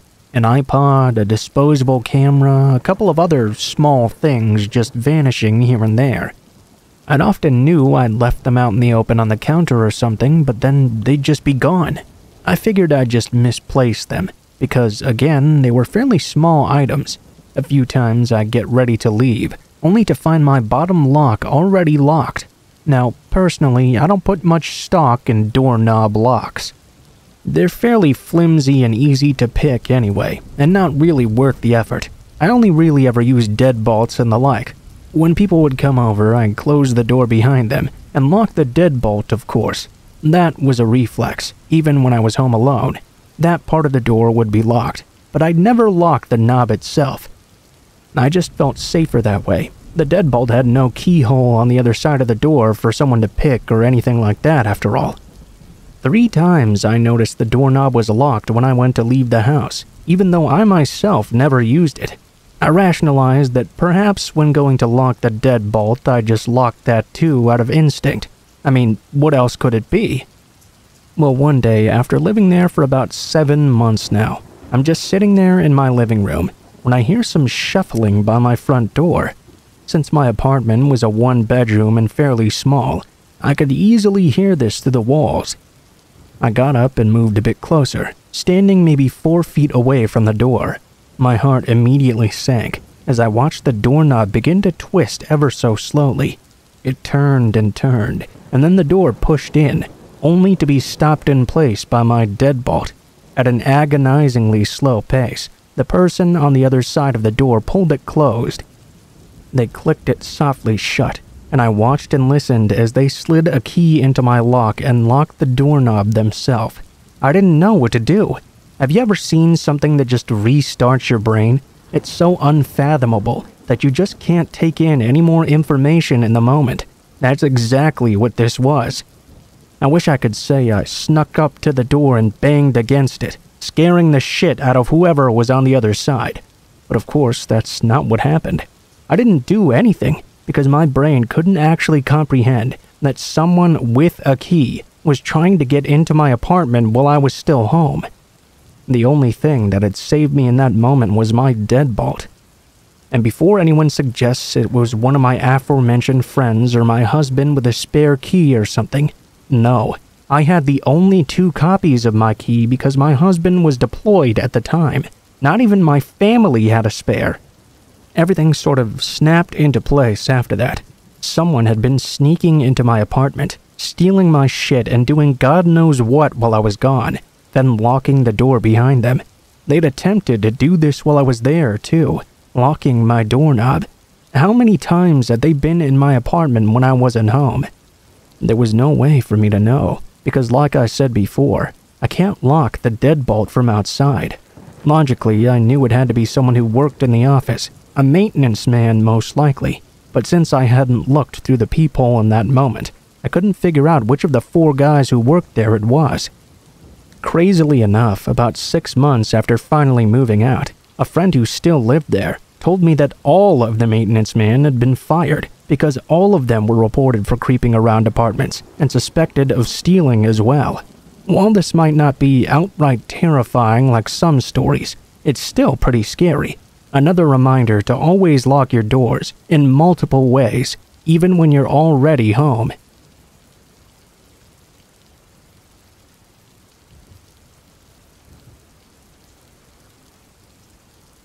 I'm of the mindset that everyone should know a little bit about cars. I've always been mechanically inclined, and I think that may have saved me this time. I was using dating apps a few years ago. Met this guy, he seemed super nice. We talked for a few weeks before I was willing to meet with him. His dad owned a local gun store, where I would get most of my target stuff. I used to be in a women's league for competition shooting. I had seen this guy around before because of this, and had a fairly decent impression of him. I still wanted to be safe though. He invited me out to a concert at a local town site. It was a concert I really wanted to go to, and I figured it would be safe as well. It was at a well-known place with a lot of security. I let him pick me up because he had talked about mechanics and cars and wanted to show me his Mustang. He liked to brag about how well he kept it running and how much he babied it. I was into time trial racing at the moment, so I was interested to see what he had done on it. He picked me up and we started heading to the event. Right before the exit, he said his car was suddenly acting funny. I was watching the dash though. If you've been in racing, you know our cars and trucks usually have extra accessories. Whether it's aftermarket racks and gauges or switches, there's usually something aftermarket inside the car. As I looked though, I noticed there was nothing extra. The car felt like it was shifting correctly. There was no shudder or noise, nothing to indicate any problems at all. I thought that was fairly weird. All I said was that we should try and limp it on over to the concert venue. It was less than a mile away now, and it was better than being stuck on the I-15. He agreed and drove us very carefully the last mile. We get to the concert, and things were okay-ish. He kept on watching me and buying me drinks the whole time. I refused to drink though. Every time he gave one to me, I would make up an excuse and go to the bathroom and flush it. He kept making comments about how well I was handling the alcohol, and I was getting super weirded out. The concert ended and it was finally time to leave. For context, this particular event happened at the local reservation town site. At the time, the res did not have great self-service, so I couldn't get a hold of anyone to come get me. I decided to bite the bullet, and I talked him into taking the old highway instead of the 15. It sounds a bit silly, but when you take that old highway, even though it's slower, people seem more willing to stop and help you than they are on the freeway. I figured if he really was having car troubles, it would be a lot safer. Plus, we wouldn't have people flying around us at 80 miles per hour. We made it about halfway between the town site and our town, when he said the car was acting funny again and pulled over. I was stone cold sober still though, and didn't notice anything wrong. When I got out of the car to check it out with him, he started making comments about how I was so drunk and I should just wait inside. He even explicitly said, "It's safer because you can't trust drunk Indians, especially with a little girl like you." This dude had no idea that I was actually native myself. I just happened to be kind of pale. The hair on the back of my neck was standing up, so I checked my phone. Just barely got a bit of service. I started to text my dad. As I was walking away from the engine compartment, I noticed that instead of looking at the car, he was now watching me. I started acting like I was trying to get cell service to get help. Out of the very corner of my eye, I saw this man take the spark plug wires off the distributor cap and switch the order. Your spark plug wires connect to the distributor cap based on the order your cylinders fire in, so doing this will either make the car run terribly or not even be able to turn on at all. I managed to send my dad a picture of what he was doing, and my dad told me to start walking. As I started to walk away, the man hopped back into the car and opened his glove box, which exposed the pistol lying within. He told me not to worry and said we would be perfectly safe. I broke a world record for how fast I was texting my dad. He said to start walking and to tell the guy that he was already on his way and that our friends lived just up the road. So that's exactly what I did. I started walking with a purpose and took off as quickly as I could. The man was yelling and starting to chase after me, but I yelled back that the wind was too loud and I couldn't hear him. I said I'd be back with our friends in a moment. I was scared out of my mind though. We were 10 miles out of town with no one around. The closest road actually led to a cemetery, so no one was around to help me. I got a really bad feeling the farther I got from the car. I turned around and looked. The hood was now closed and the lights were on. I decided to hide in the farm irrigation next to the road. I kept walking towards town crouched down and texted my dad what was happening. I heard a car slowly come up behind me. Then I saw a flashlight. I pressed against the side of the ditch and waited for the lights to pass by. Once I couldn't hear anything else, I crawled out and kept walking amongst the weeds. My dad texted me that he saw me, so when he pulled up, I ran to his truck. As we made our way back towards town, we passed by that dude, and he was now surrounded by 3 cop cars. My dad told me not to worry much about what happened. I heard through the grapevine later he had been charged with violent crimes in the past, and he had been arrested that night for concealed carrying without a permit. The police never talked to me, but I haven't seen that guy in town ever since. If I didn't have experience with cars and didn't know what he was doing, I could have been dead in that ditch instead of hiding. Most communities have places where you can take basic car care and maintenance courses. I highly recommend everyone take them and at least know the basics. This dude knew I knew cars, but his whole goal was to get me so piss-ass drunk I wouldn't realize what was happening. Luckily, his fake car troubles didn't fool me.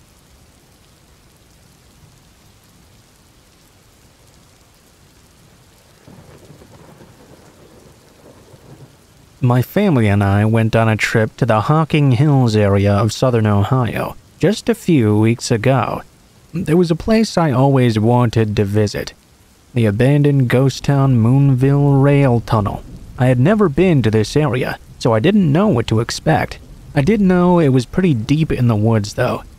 We took a trip from our rented cabin, using Google GPS to get to the location.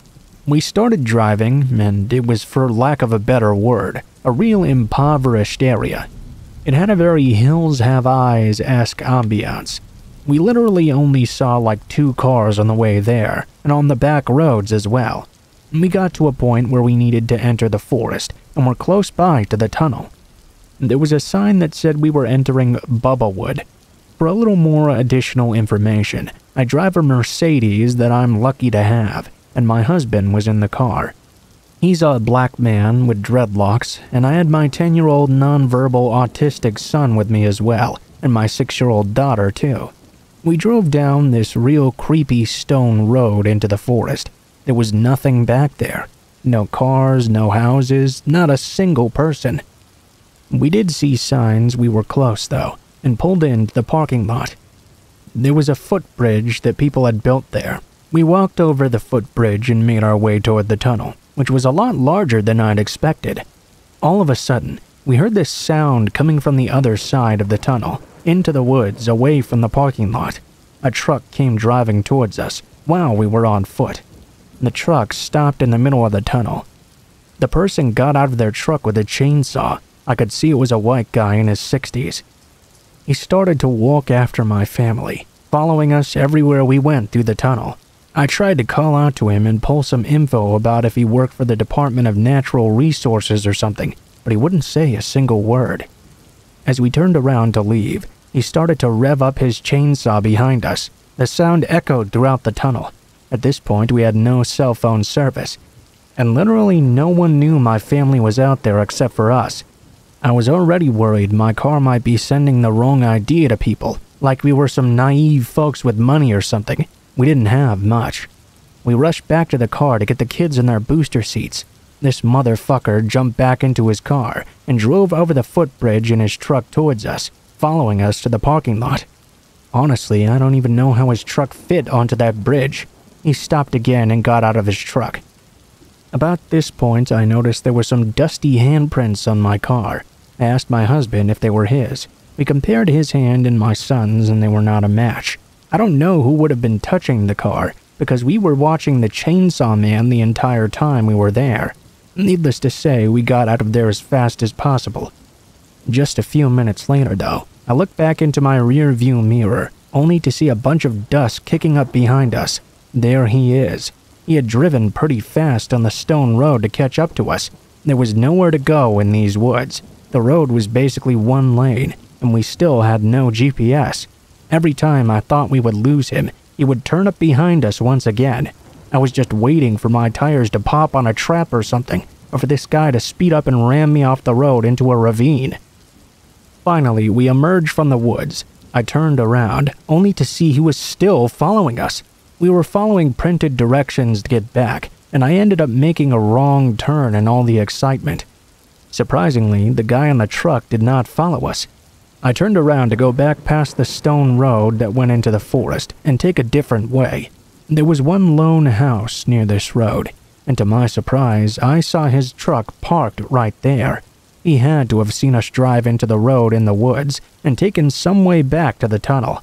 I don't know if he was trying to protect the site from some graffiti or what, but that was really scary. It was like every scary movie trope rolled into one single event.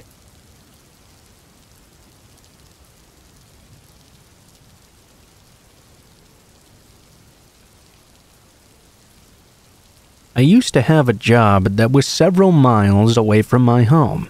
For the most part, I would ride my bike to work. It wasn't the best way of getting there because there weren't a lot of sidewalks or areas for it, but it sure as hell beat walking all the way there. About 6 years ago, I was working the closing shift. The sky had been looking rather foreboding all day long. This was my first winter working this particular job, and I hadn't thought much about how I'd get home if there was ever a snowstorm. I definitely could not ride my bike home in the snow, so I kept on hoping that oncoming snow would just wait until I got home before slamming down on us. Instead, though, it began snowing about 5 hours before my shift was over. I remember I even considered asking if I could go home early because of this, but I didn't in the end. Instead, I watched the snow fall down and kept hoping it would either stop or it wouldn't pile up so much that I couldn't get home. Of course, the snow does not listen to the whims of humans, though. About an hour before my shift was over, there was over a foot of snow on the ground already.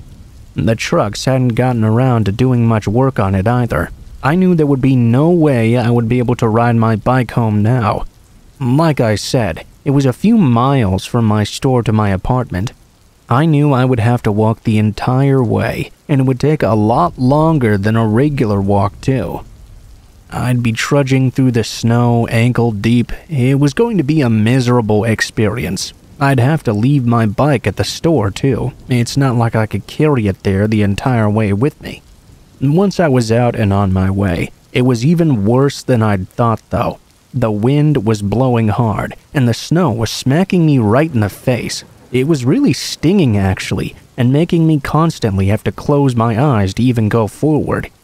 I tried to tell myself that I'd be happy when I got home at least, making myself a cup of hot chocolate and some tasty soup, turning up the heat and just relaxing at home.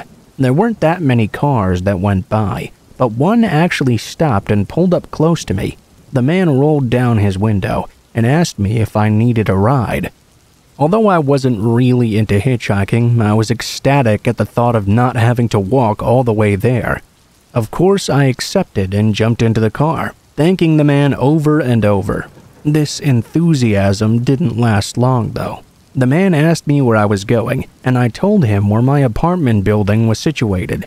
He started driving, and he seemed to be thinking really hard about something. Then he said the weirdest thing. "Well, that's a bit out of my way. How about you come and spend the night at my place instead?" The question surprised me. I wasn't about to do that, surely. Not to mention, my place was only 3 miles down the road. I was creeped out instantly, so I declined and inched away from the man. He seemed very perturbed, and I insisted on continuing to my apartment. It was only a few minutes away. I even offered to give him a few dollars for gas. He refused to give up, though. He kept on talking about his house and said I would be able to get a really good rest there. Even said that he had a full liquor cabinet and that I could have whatever I wanted from it. I countered by saying I didn't drink and I couldn't sleep anywhere that was not my own bed. I told him to either take me to my apartment right now or let me out so I could just walk home. The man then just kind of exploded. He got furious, started yelling and smacking all over the car, saying he should just take me all the way back to my store and make me walk back from there while he watched. How dare I accuse him of having ulterior motives? Of course, I hadn't done that in the first place. I was freaked out now, though, and I surely knew he had ulterior motives. I pressed myself up against the door of the car, and that's when his anger definitely got the better of him. He slowed down. He said he was going to take me away further from my home and drop me off in the middle of the woods by myself. He pulled into the parking lot of a store in order to turn around. Luckily for me, while he was turning, he slowed down just enough I figured I could leap out of the car, and I did. I leapt out into a bank of snow and tried to run. I'd left his door open, but I was slipping on the ice. I managed to catch my feet, and pretty quickly the man started screaming at me and tried to drive after me with his door still open. I ran up to the nearby store. It was closed, but there were still workers inside. I slammed on the doors and begged someone to let me in. I was scared of the man outside. The workers rushed over and let me inside. The man drove off soon after. They offered to call the police for me, but I declined. One of the workers was even nice enough to give me a ride home for free, so I still got to have my soup and hot chocolate in the end. But I don't think I'll ever be hitchhiking again.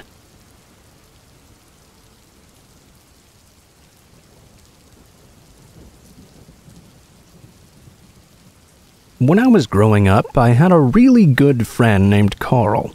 Carl and I met in kindergarten, and we hit it off pretty much immediately.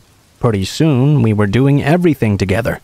When we were old enough to begin having sleepovers, we would spend every other weekend at each other's house and stay up late watching movies and playing video games. Mostly, we watched television together. This happened a long time ago. I'll never forget one particular night he spent over at my house, though. I think I was about 12 years old. This happened a few weeks after Christmas, and this was on a Friday night. On the way home from school, we could tell it would be an interesting night. The sky had been completely overcast all day, and it wasn't just overcast. The clouds were extremely dark, as if they seemed to be bearing down on the world. The wind was blowing very fiercely. We could tell there was one hell of a storm on its way. So this night, Carl came over to my house to spend the night. We did all sorts of the typical stuff. Sloppy Joes for dinner, watched some movies. My parents went to bed pretty early, which was quite typical for them. Carl and I always stayed up really late when we were together. It was shortly before Carl arrived at my house that the storm finally hit, and it didn't start off slowly either. The snow immediately began impacting the earth quite hard and fast. It stuck and began building up right away.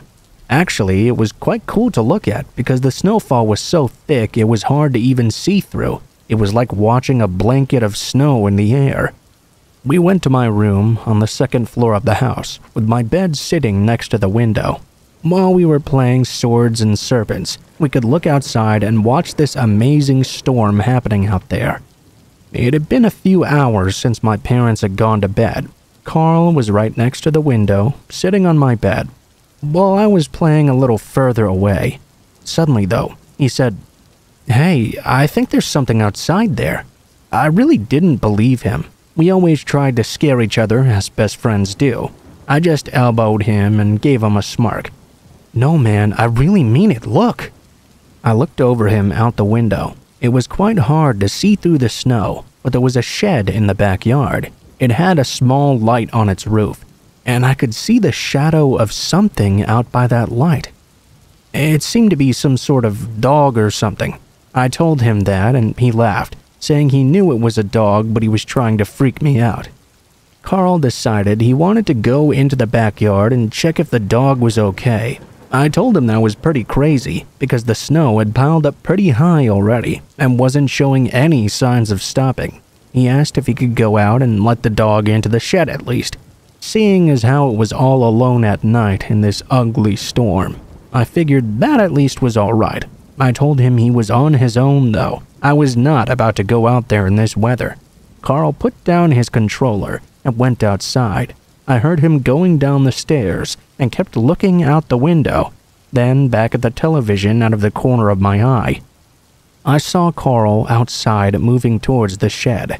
I don't think he knew how hard it was going to be going over there though. I watched him very much in amusement. Yeah, he was my best friend, but who doesn't like seeing their best friend acting all silly? He walked through the yard, and I could see him a little more clearly when he made it to the shed.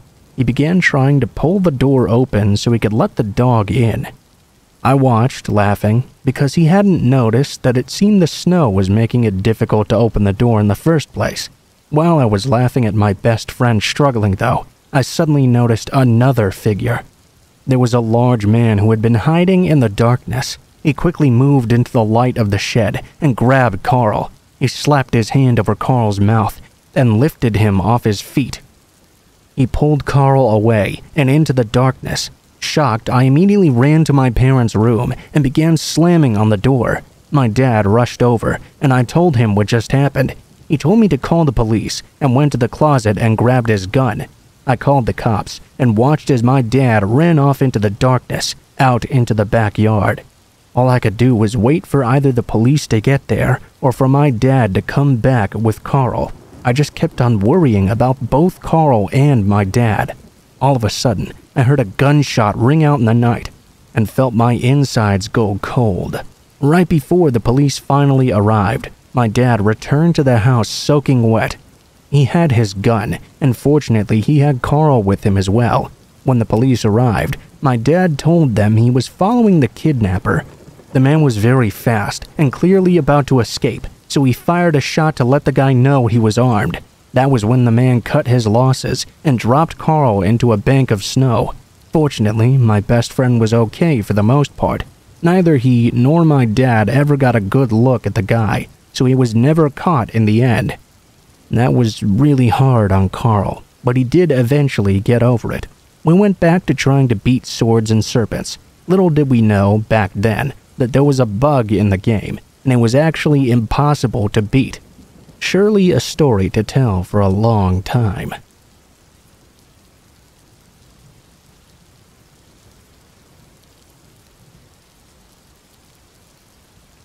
I used to build a snowman every year when I was a kid.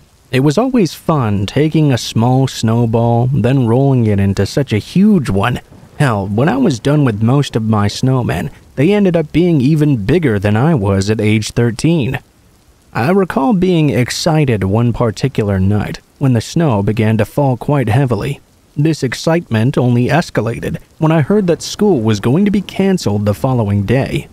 This meant there was even more snowfall to be expected, and that meant I'd be able to build a killer snowman. The next day, I remember having hot cocoa and watching the snow falling from the living room window, knowing I would be having the time of my life. The following morning, yes, I was a dork and got up really early in the morning, got dressed, and ran out into the snow. I immediately sank down to my knees, but I didn't even care. I got right to work. When I was done with my snowman, I put my scarf on it and admired it. Then went inside to get a snack. While I was eating, though, I noticed a guy I knew from school named Phil coming down my street. I felt a little bit alarmed because Phil was a bully from school. I watched him as he walked by. He noticed my snowman right on the edge of the yard at the sidewalk. He yanked the scarf and the hat off the snowman and started trying to reshape its head. I got up and ran outside. I screamed at him to stop it. The guy rolled up a snowball and threw it at me. It was hard and full of ice and smacked me right in the eye. My mom saw what was happening and ran outside, told Phil to get away from our yard. He gave my mom the finger and called her an old bitch. He invited her to make him get out of the yard. My mom told him, "Fine, I'll just call your mother." Then she did. Phil's mom was pissed off and promised my mom she would take care of it in the future. Phil would surely be grounded for a very long time. Satisfied, I went out and started to repair my snowman. I let myself forget all about Phil because I figured I was not going to be seeing him for quite a while. I was wrong, though. The next day at school, he immediately started tormenting me, blaming me for him getting chewed out by his mom. He tried to start a fight with me, knocked me down, and jumped on top of me. The principal came and broke up that fight, luckily. He got suspended for a week. I figured on top of everything that had already happened, he would be in even more trouble with his mom. That night, I went to bed feeling very secure and happy, knowing this jerk would be in trouble for a long time. I woke up the next morning and immediately looked out my window at my snowman. I was terrified to see it had been vandalized overnight. Its head had been ripped off, and sitting on the ground was a large kitchen knife that had been inserted into it. The snowman was covered with blood, and written in the snow on the ground very carefully was, "You're next." Naturally, my mom saw this as well and got in contact with Phil's mom again. She said he'd actually disappeared the previous night, and she'd called the police because he never came home. I didn't see Phil ever again after, so I have no idea what happened to him. I thought he must have run off, but not knowing where he was made my life a lot worse, because I had no idea when he might decide to show up and take revenge on me, nor what he might do to me when he did.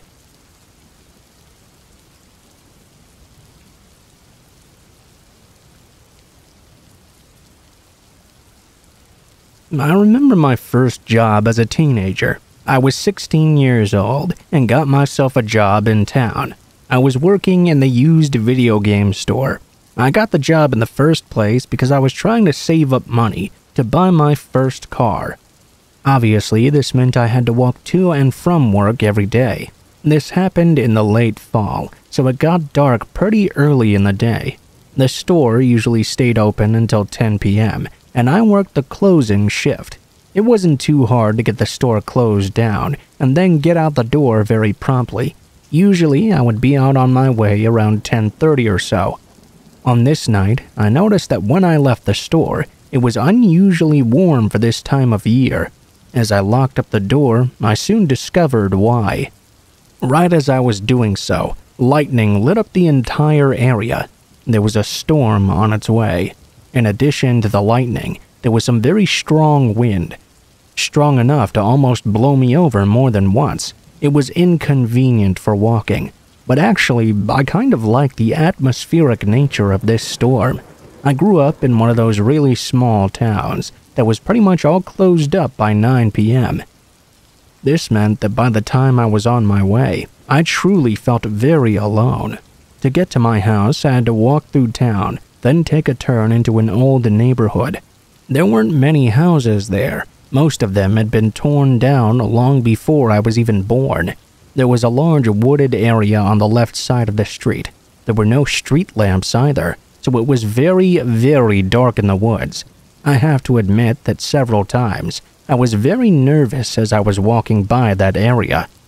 The stormy night obviously didn't make it any better.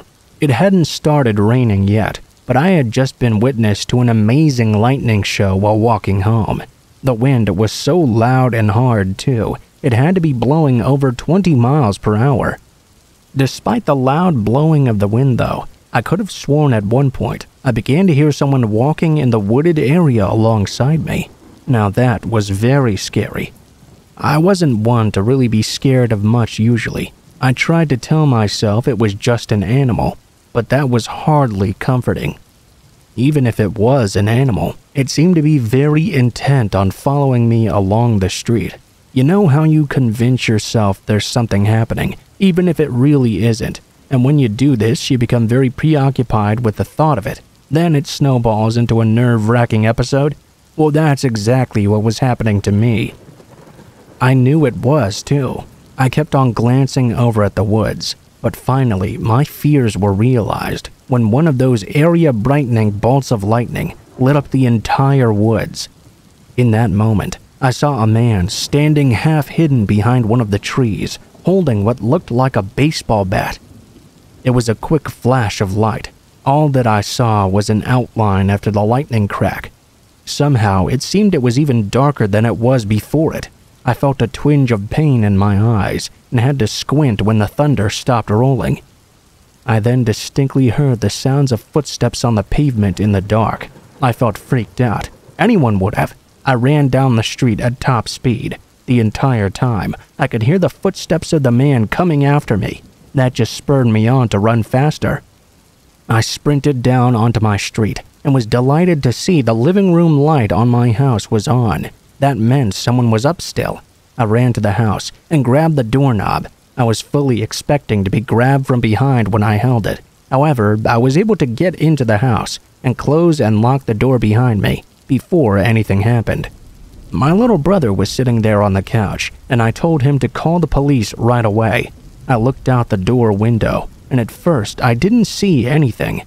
There was another bolt of lightning though, and I could see the shadow of the man standing in the middle of the street just in front of my house, looking inside. By the time the next flash of lightning shot down, he was already gone. I don't know who he was or what he wanted. I figure though he couldn't have been after me specifically. He was probably after anyone who happened to be walking along that street in the dark, but it really scared me half to death that night.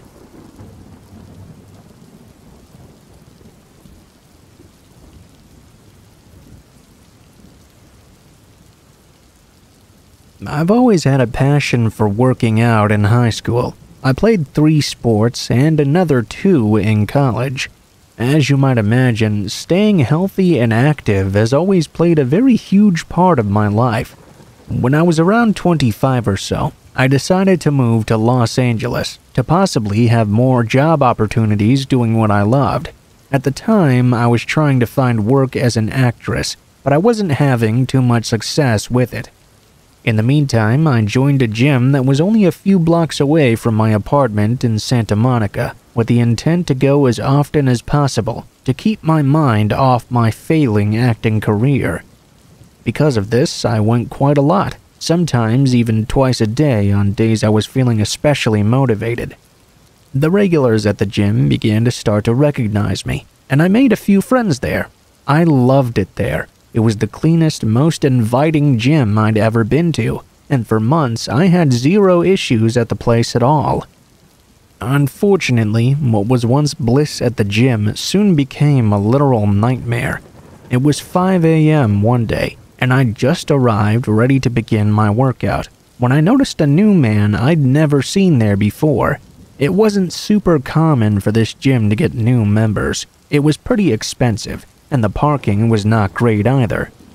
It did happen very rarely though, so I gave him a quick smile and a sort of welcome to the club, and continued with my workout.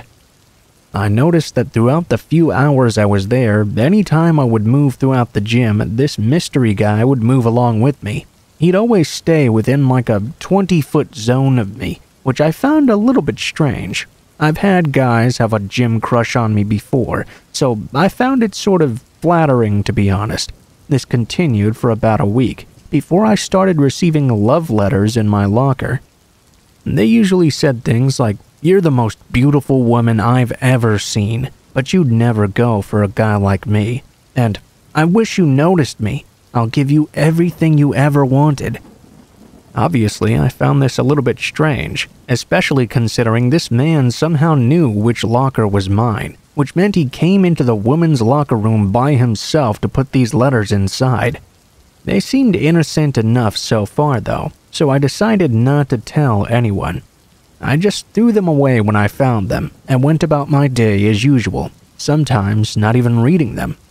That was until one day, when I got a different kind of letter. One I was absolutely shocked to read. "Throwing out my letters, are we? Clearly, you don't appreciate when a nice guy compliments you. You should be grateful for the attention I'm giving you. I don't want to find another letter in the trash again." I was confused, mostly at the fact that this guy had even thought to look through the garbage for the letters in the first place. He must have been one insecure dude to do all that. At the same time though, I wasn't too concerned. I was a little bit uncomfortable reading the letter, but I just decided to take a picture of it to show to my friends, then threw it in the bin outside so the guy who was writing them wouldn't find it. The next day I showed my friends the picture, who all told me to tell the owner of the gym. They said it was extremely creepy, weird, and even stalkerish, but I was all for second chances. This was the first time my secret admirer, or whatever you want to call him, had been this weird. I didn't want to get him in trouble for what I assumed was going to be a one-time thing. In the coming weeks, the regular letters resumed, with compliments and praise for my workout routine. He said he'd begun to copy everything I did, so he could be in good shape for me, which yes, I did find incredibly strange. I figured it was the same man who always followed me around the gym, but I could never get evidence to get a complete confirmation. While I was there, though, that guy did talk to me a few times to ask what workout I was doing or where I got my gym clothes. He always said he wanted to do the same things for his girlfriend or something. This guy talked with a stutter and began to sweat like crazy whenever he came up to me. I tried to be nice, but not too nice as to give him the wrong idea, but I guess he decided to get the wrong idea anyway. Soon, those innocent letters evolved into something much scarier. They started not only containing words of this guy's love and admiration for me, but also pictures of me in the gym working out. They'd include pictures of me in different positions, squatting, weightlifting, doing lunges, with little notes on exactly what I was doing in the picture that was turning him on. At that point, I knew this guy was horribly wrong, so I ended up telling the gym manager, who expressed the same concern. He told me he'd look into it, but again, for the next few weeks, the letters continued. The man kept following me throughout the gym, and nothing changed at all. I considered quitting altogether, but I didn't want some random guy to ruin the one place I had come to love during my time in this city. Instead, I asked one of my guy friends to start coming with me. He was a professional bodybuilder, and if anything, I thought he'd intimidate this guy that was doing this to me, possibly even get him to leave me alone. But no. Instead, the letters got angrier and angrier. He certainly didn't like that I had another man around, and said that he was the one who should be next to me. He should be taking me home every night and pleasing me, he said. I was terrified at this point. I canceled my membership altogether the day I got a letter saying he was going to claim me as his own soon. I stayed at home the next couple of days, scared to even leave my apartment. By the fourth day of being paranoid and cooped up inside, though, I really needed some fresh air. I opened my door and stepped out onto my doormat when I noticed something crunching beneath my feet. I saw the edge of a piece of paper sticking out from underneath my shoe. Of course, it was another letter with the same handwriting on the front as all the others. I snatched it up and rushed back inside. I shut the door as fast as I could and locked it behind me. I opened the letter and started to tear up as I read the following. "Oh, my dear, it's cute the little goose chase you led me on to find you. I like the games you play. You know, I like to chase, so you're giving it to me. I followed you home from the gym like I know you wanted me to.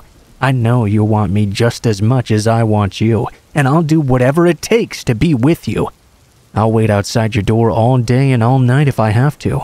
Or, hey, do you like surprises? Do you want me to come in whenever I please and catch you off guard when you aren't expecting me? Yeah, that's what you like, isn't it? That's why you don't keep your bedroom window locked during the day. Expect me when you least expect me. I'll be there, sweetie." Safe to say, I ran to the bedroom with the intent of locking my window and was terrified to see that it was wide open when it was closed just a moment ago. This was the first time I regretted living on the ground floor. I rushed into my bedroom, locked the doors, and dialed 911. Looking back, I regret not just running out of the apartment altogether. The police arrived around 40 minutes later, thanks to the horrible response times in big cities. They got me out of the bathroom and into the lobby before finding the man from the gym hiding in my closet with a bouquet of roses and some chocolates in his hand. I was flabbergasted. He went on to tell them he was just surprising his quote-unquote girlfriend and they needed to leave, otherwise they'd ruin the surprise.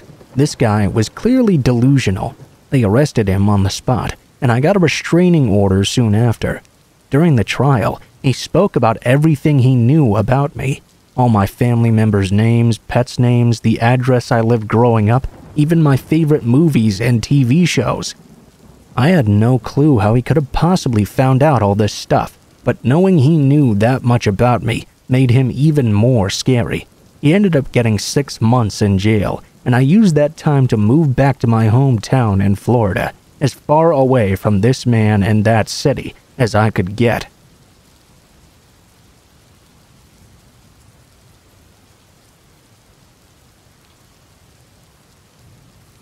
I'm a 21-year-old guy, and I've been in a relationship with my 21-year-old girlfriend Lisa for a couple of years now. Safe to say, we've both gotten pretty comfortable with each other, which meant we went out to eat a lot and skipped the gym somewhat.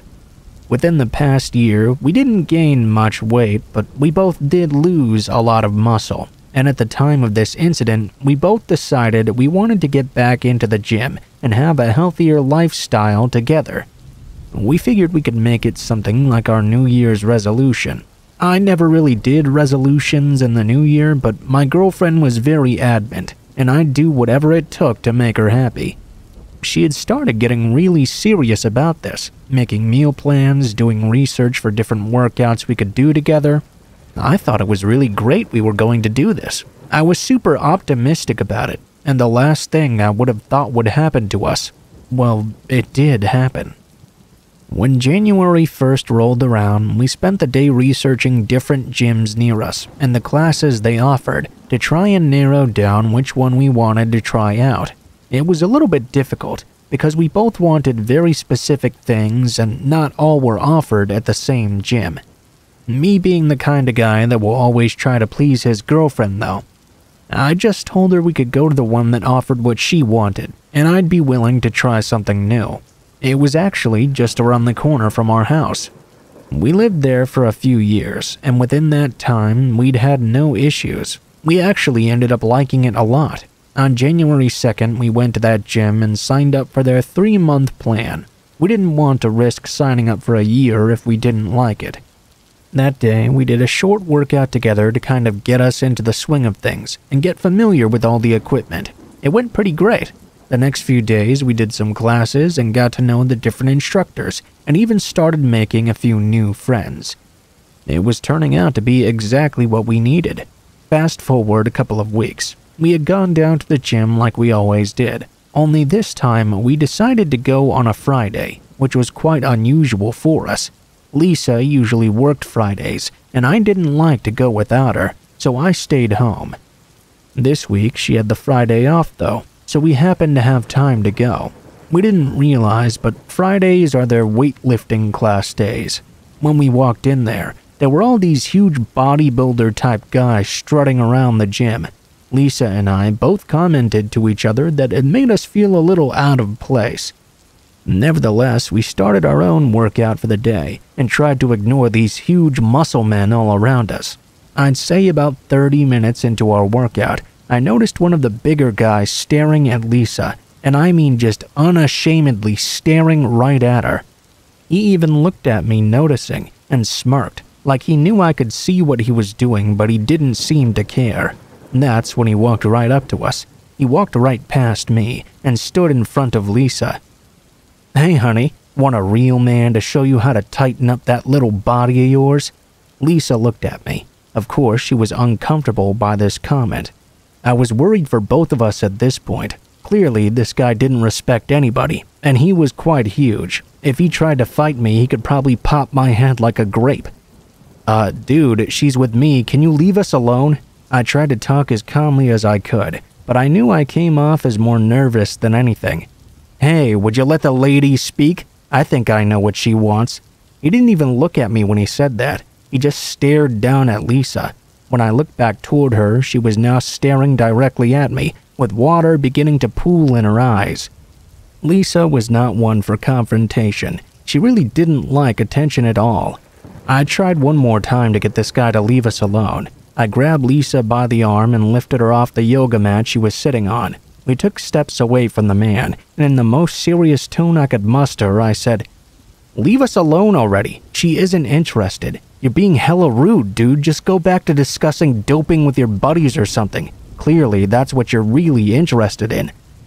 Now, I will say that probably wasn't the smartest thing to say to a man clearly abusing steroids. I should have known making him angry would cause a further problem. His testosterone levels must be through the roof for him to do what he did. He started walking away, and I thought that would be the end of it. I turned towards Lisa and told her we should get going and would come back another day. Only she didn't answer me. Her eyes went wide, and she told me to look out. Next thing I knew, a dumbbell came flying right past my head and shattered the mirror in front of me. I turned around quickly and saw the same guy picking up another dumbbell to hit me with, getting ready to throw it, before his friends all tackled him. Lisa and I quickly picked up our things and ran towards the office to tell the manager what had happened and have them phone the police. When the police got there, they arrested the man, who was subsequently banned from the gym. We decided to press charges, but were informed we probably wouldn't hear anything about the case for a couple of weeks while it was being processed. And they were right. For the next couple of weeks, we heard nothing about the man. We did ask the police department, though, to let us know if he was released. We didn't really think he was going to do anything, having calmed down since, but we still wanted to be as cautious as possible just in case. Lo and behold, 3 weeks after the incident, we got a call that he was out, and it freaked us out a little. We figured we would never run into him again, though. Where we lived was a big city, and we didn't really go out much anyways. We continued going to the gym as usual, and nothing like that happened again. We were beginning to feel comfortable once more, or so I thought. A few days passed since the man had been let out, and we had just gone to bed for the night. We were meticulous about closing all our doors and windows and locking everything up. We were actually both pretty paranoid about someone breaking in, since our neighbors had been robbed a few months back. Around 2 a.m., I was woken up by Lisa frantically shaking me, telling me someone was in the house. There's not many things that can make you wake up that fast, but that's definitely one of them. I leaped out of bed and grabbed the bat I kept underneath. I walked toward the bedroom door and opened it just a crack to see out. Man, let me tell you, I was absolutely shocked to see, you guessed it, Royd Head standing in my living room. I shut the door while making as little noise as I could and locked it up. I whispered to Lisa to call the police and tell them someone was in our home. She started freaking out on me, and I had to try to calm her down so he wouldn't hear us. I opened the window that led from our bedroom into the side yard and instructed Lisa to climb outside.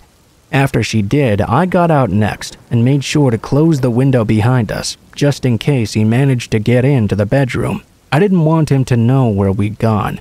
Lisa called the police and told them what was going on, and they told us to go to a neighbor's house and wait for officers to arrive. Just as we opened the side gate to exit the backyard, I heard a loud crash coming from inside. When we looked back to the bedroom, the man had barreled his way through the door and into the room and started searching for us. Lisa and I rushed out of the yard and banged on our neighbor's door till they let us in. The police were there in 15 minutes, and we watched through our neighbor's window as they escorted the man out of our house in handcuffs. They ended up telling us they found rope, duct tape, and zip ties in the back of his car, along with a gun and a couple of knives. He eventually confessed that he found our names from us pressing charges against him, since that's public record or something, I guess. Knowing our names made it easy for him to find our address online.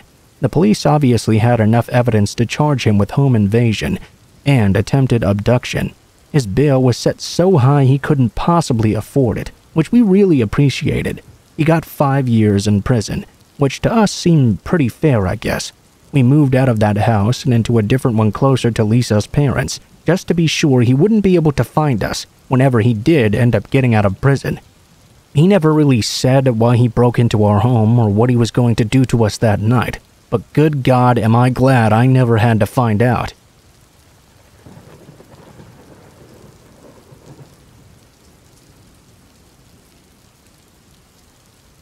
In the Great Lakes area in Illinois, and I'm sure other places around large bodies of water as well, we tend to get some really bad windstorms in November.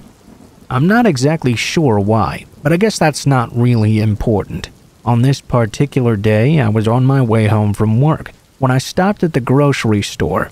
I noticed the carts were blowing all over the parking lot, and I even almost fell over several times. It was nearly impossible to hear anyone talking outside. I would estimate that the winds were probably hitting somewhere around 25 miles per hour or so. The trees were swaying so hard I thought they were about to rip out of the ground. There were many moments I thought they were about to break away completely.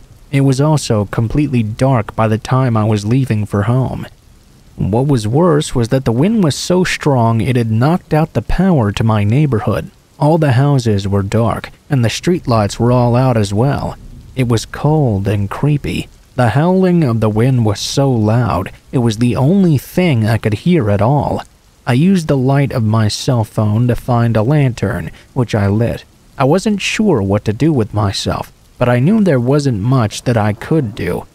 After I got inside, I figured I'd spend the night reading a book or something until hopefully the power came back on. It was a very eerie atmosphere, sitting there reading by torchlight while hearing the wind moaning outside. I lived all alone, so I was all by myself as well, in this completely dark house, in a completely dark neighborhood. It feels a bit weird admitting this, but I was actually kind of enjoying the fact I was so scared when I was reading. Suddenly, I heard a loud crashing sound through my window. I jumped up. I had a big tree in my backyard, and there were branches right by one of the kitchen windows. I thought maybe the wind had snapped a branch and blew it through the window and shattered it. I groaned and got up to walk to the kitchen and check it out. When I stood up, though, I had the shock of my life. The whole house was still dark except for my lantern, which was right next to me, but I could see standing in the kitchen doorway was the silhouette of a large man. They didn't move at all at first, just stood there and stared at me. I couldn't make out any of their features because it was so dark.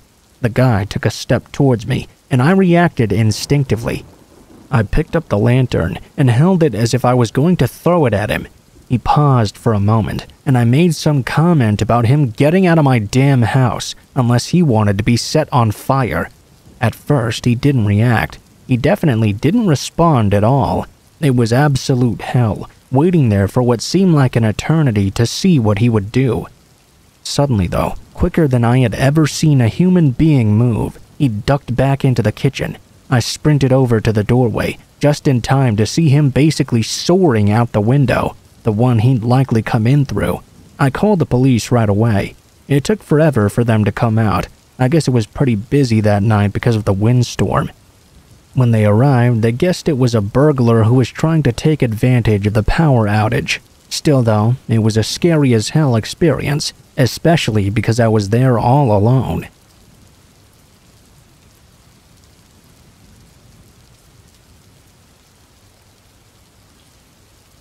My scariest experience happened when I was 13 years old. For the first time ever, I had to remain home from school due to an illness. It really sucked, actually. I had gotten perfect attendance awards my entire life, and just getting a little bit sick absolutely screwed it up. Both of my parents worked, so they couldn't really afford to take off time and remain home with me. Because I was 13 as well, they agreed I was old enough to be home alone without a babysitter. I remember this day even more because of how hard it was raining. It wasn't a thunderstorm or anything like that, but it was raining extremely hard. My bedroom was on the second floor of the house, and the noise of the rain hitting the roof was so loud that I couldn't even concentrate enough to think. I decided to go down to the living room and watch some television. While I was watching TV, I suddenly heard the doorbell ring. I decided to ignore it at first. My parents would never be home this time of day, and normally I wouldn't either, so I couldn't imagine that it was anything too important. It seemed it was to whoever was ringing the doorbell though, because they kept slamming the button over and over again. It actually began to get very annoying. This went on for a full 5 minutes, until finally it stopped. I was relieved I could simply listen to my TV show, but as I was sitting there, something out of the corner of my eye caught my attention. I could see something moving around or something. My eyes glanced over when I noticed that someone was peering in through my living room window. When he saw I'd noticed him, he quickly sprinted away. I was a bit relieved at first, but then the doorbell began to ring again soon after, this time ringing constantly without stopping. He kept on hitting the button again and again and again. "I know you're in there." I heard the guy calling out through the window. "It's raining really hard out here. Let me in." I went over to the window that he had previously looked in through and shut the blinds closed. I went back over to the couch, but the guy didn't let up on the doorbell at all. He kept calling for me over and over again to open the door for him. When I didn't respond to him, rather than simply asking for me to open the door, He told me that if I didn't do it right now, I would regret it deeply. After he said that, the ringing briefly stopped. I thought he might have left again, only for me to hear him begin pounding on the door and ringing the doorbell.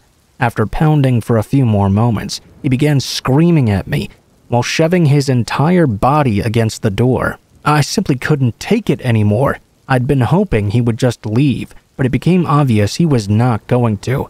I grabbed the phone and dialed 911. That was exactly when I heard the doorbell and pounding finally stop. I also heard the siren of a police car on its way. Apparently, a police officer happened to be nearby during this. The man was arrested after trying to make a run from the police after being surprised by them. My parents were called as well, and they both came home from work. The man had several knives on his person. He also apparently had several warrants out for his arrest. He went to jail soon after. Now, there was never any chance I was going to open the door for such a miscreant, but I often think back on that rainy day and wonder what might have happened if he'd managed to get inside. I always shudder at the thought.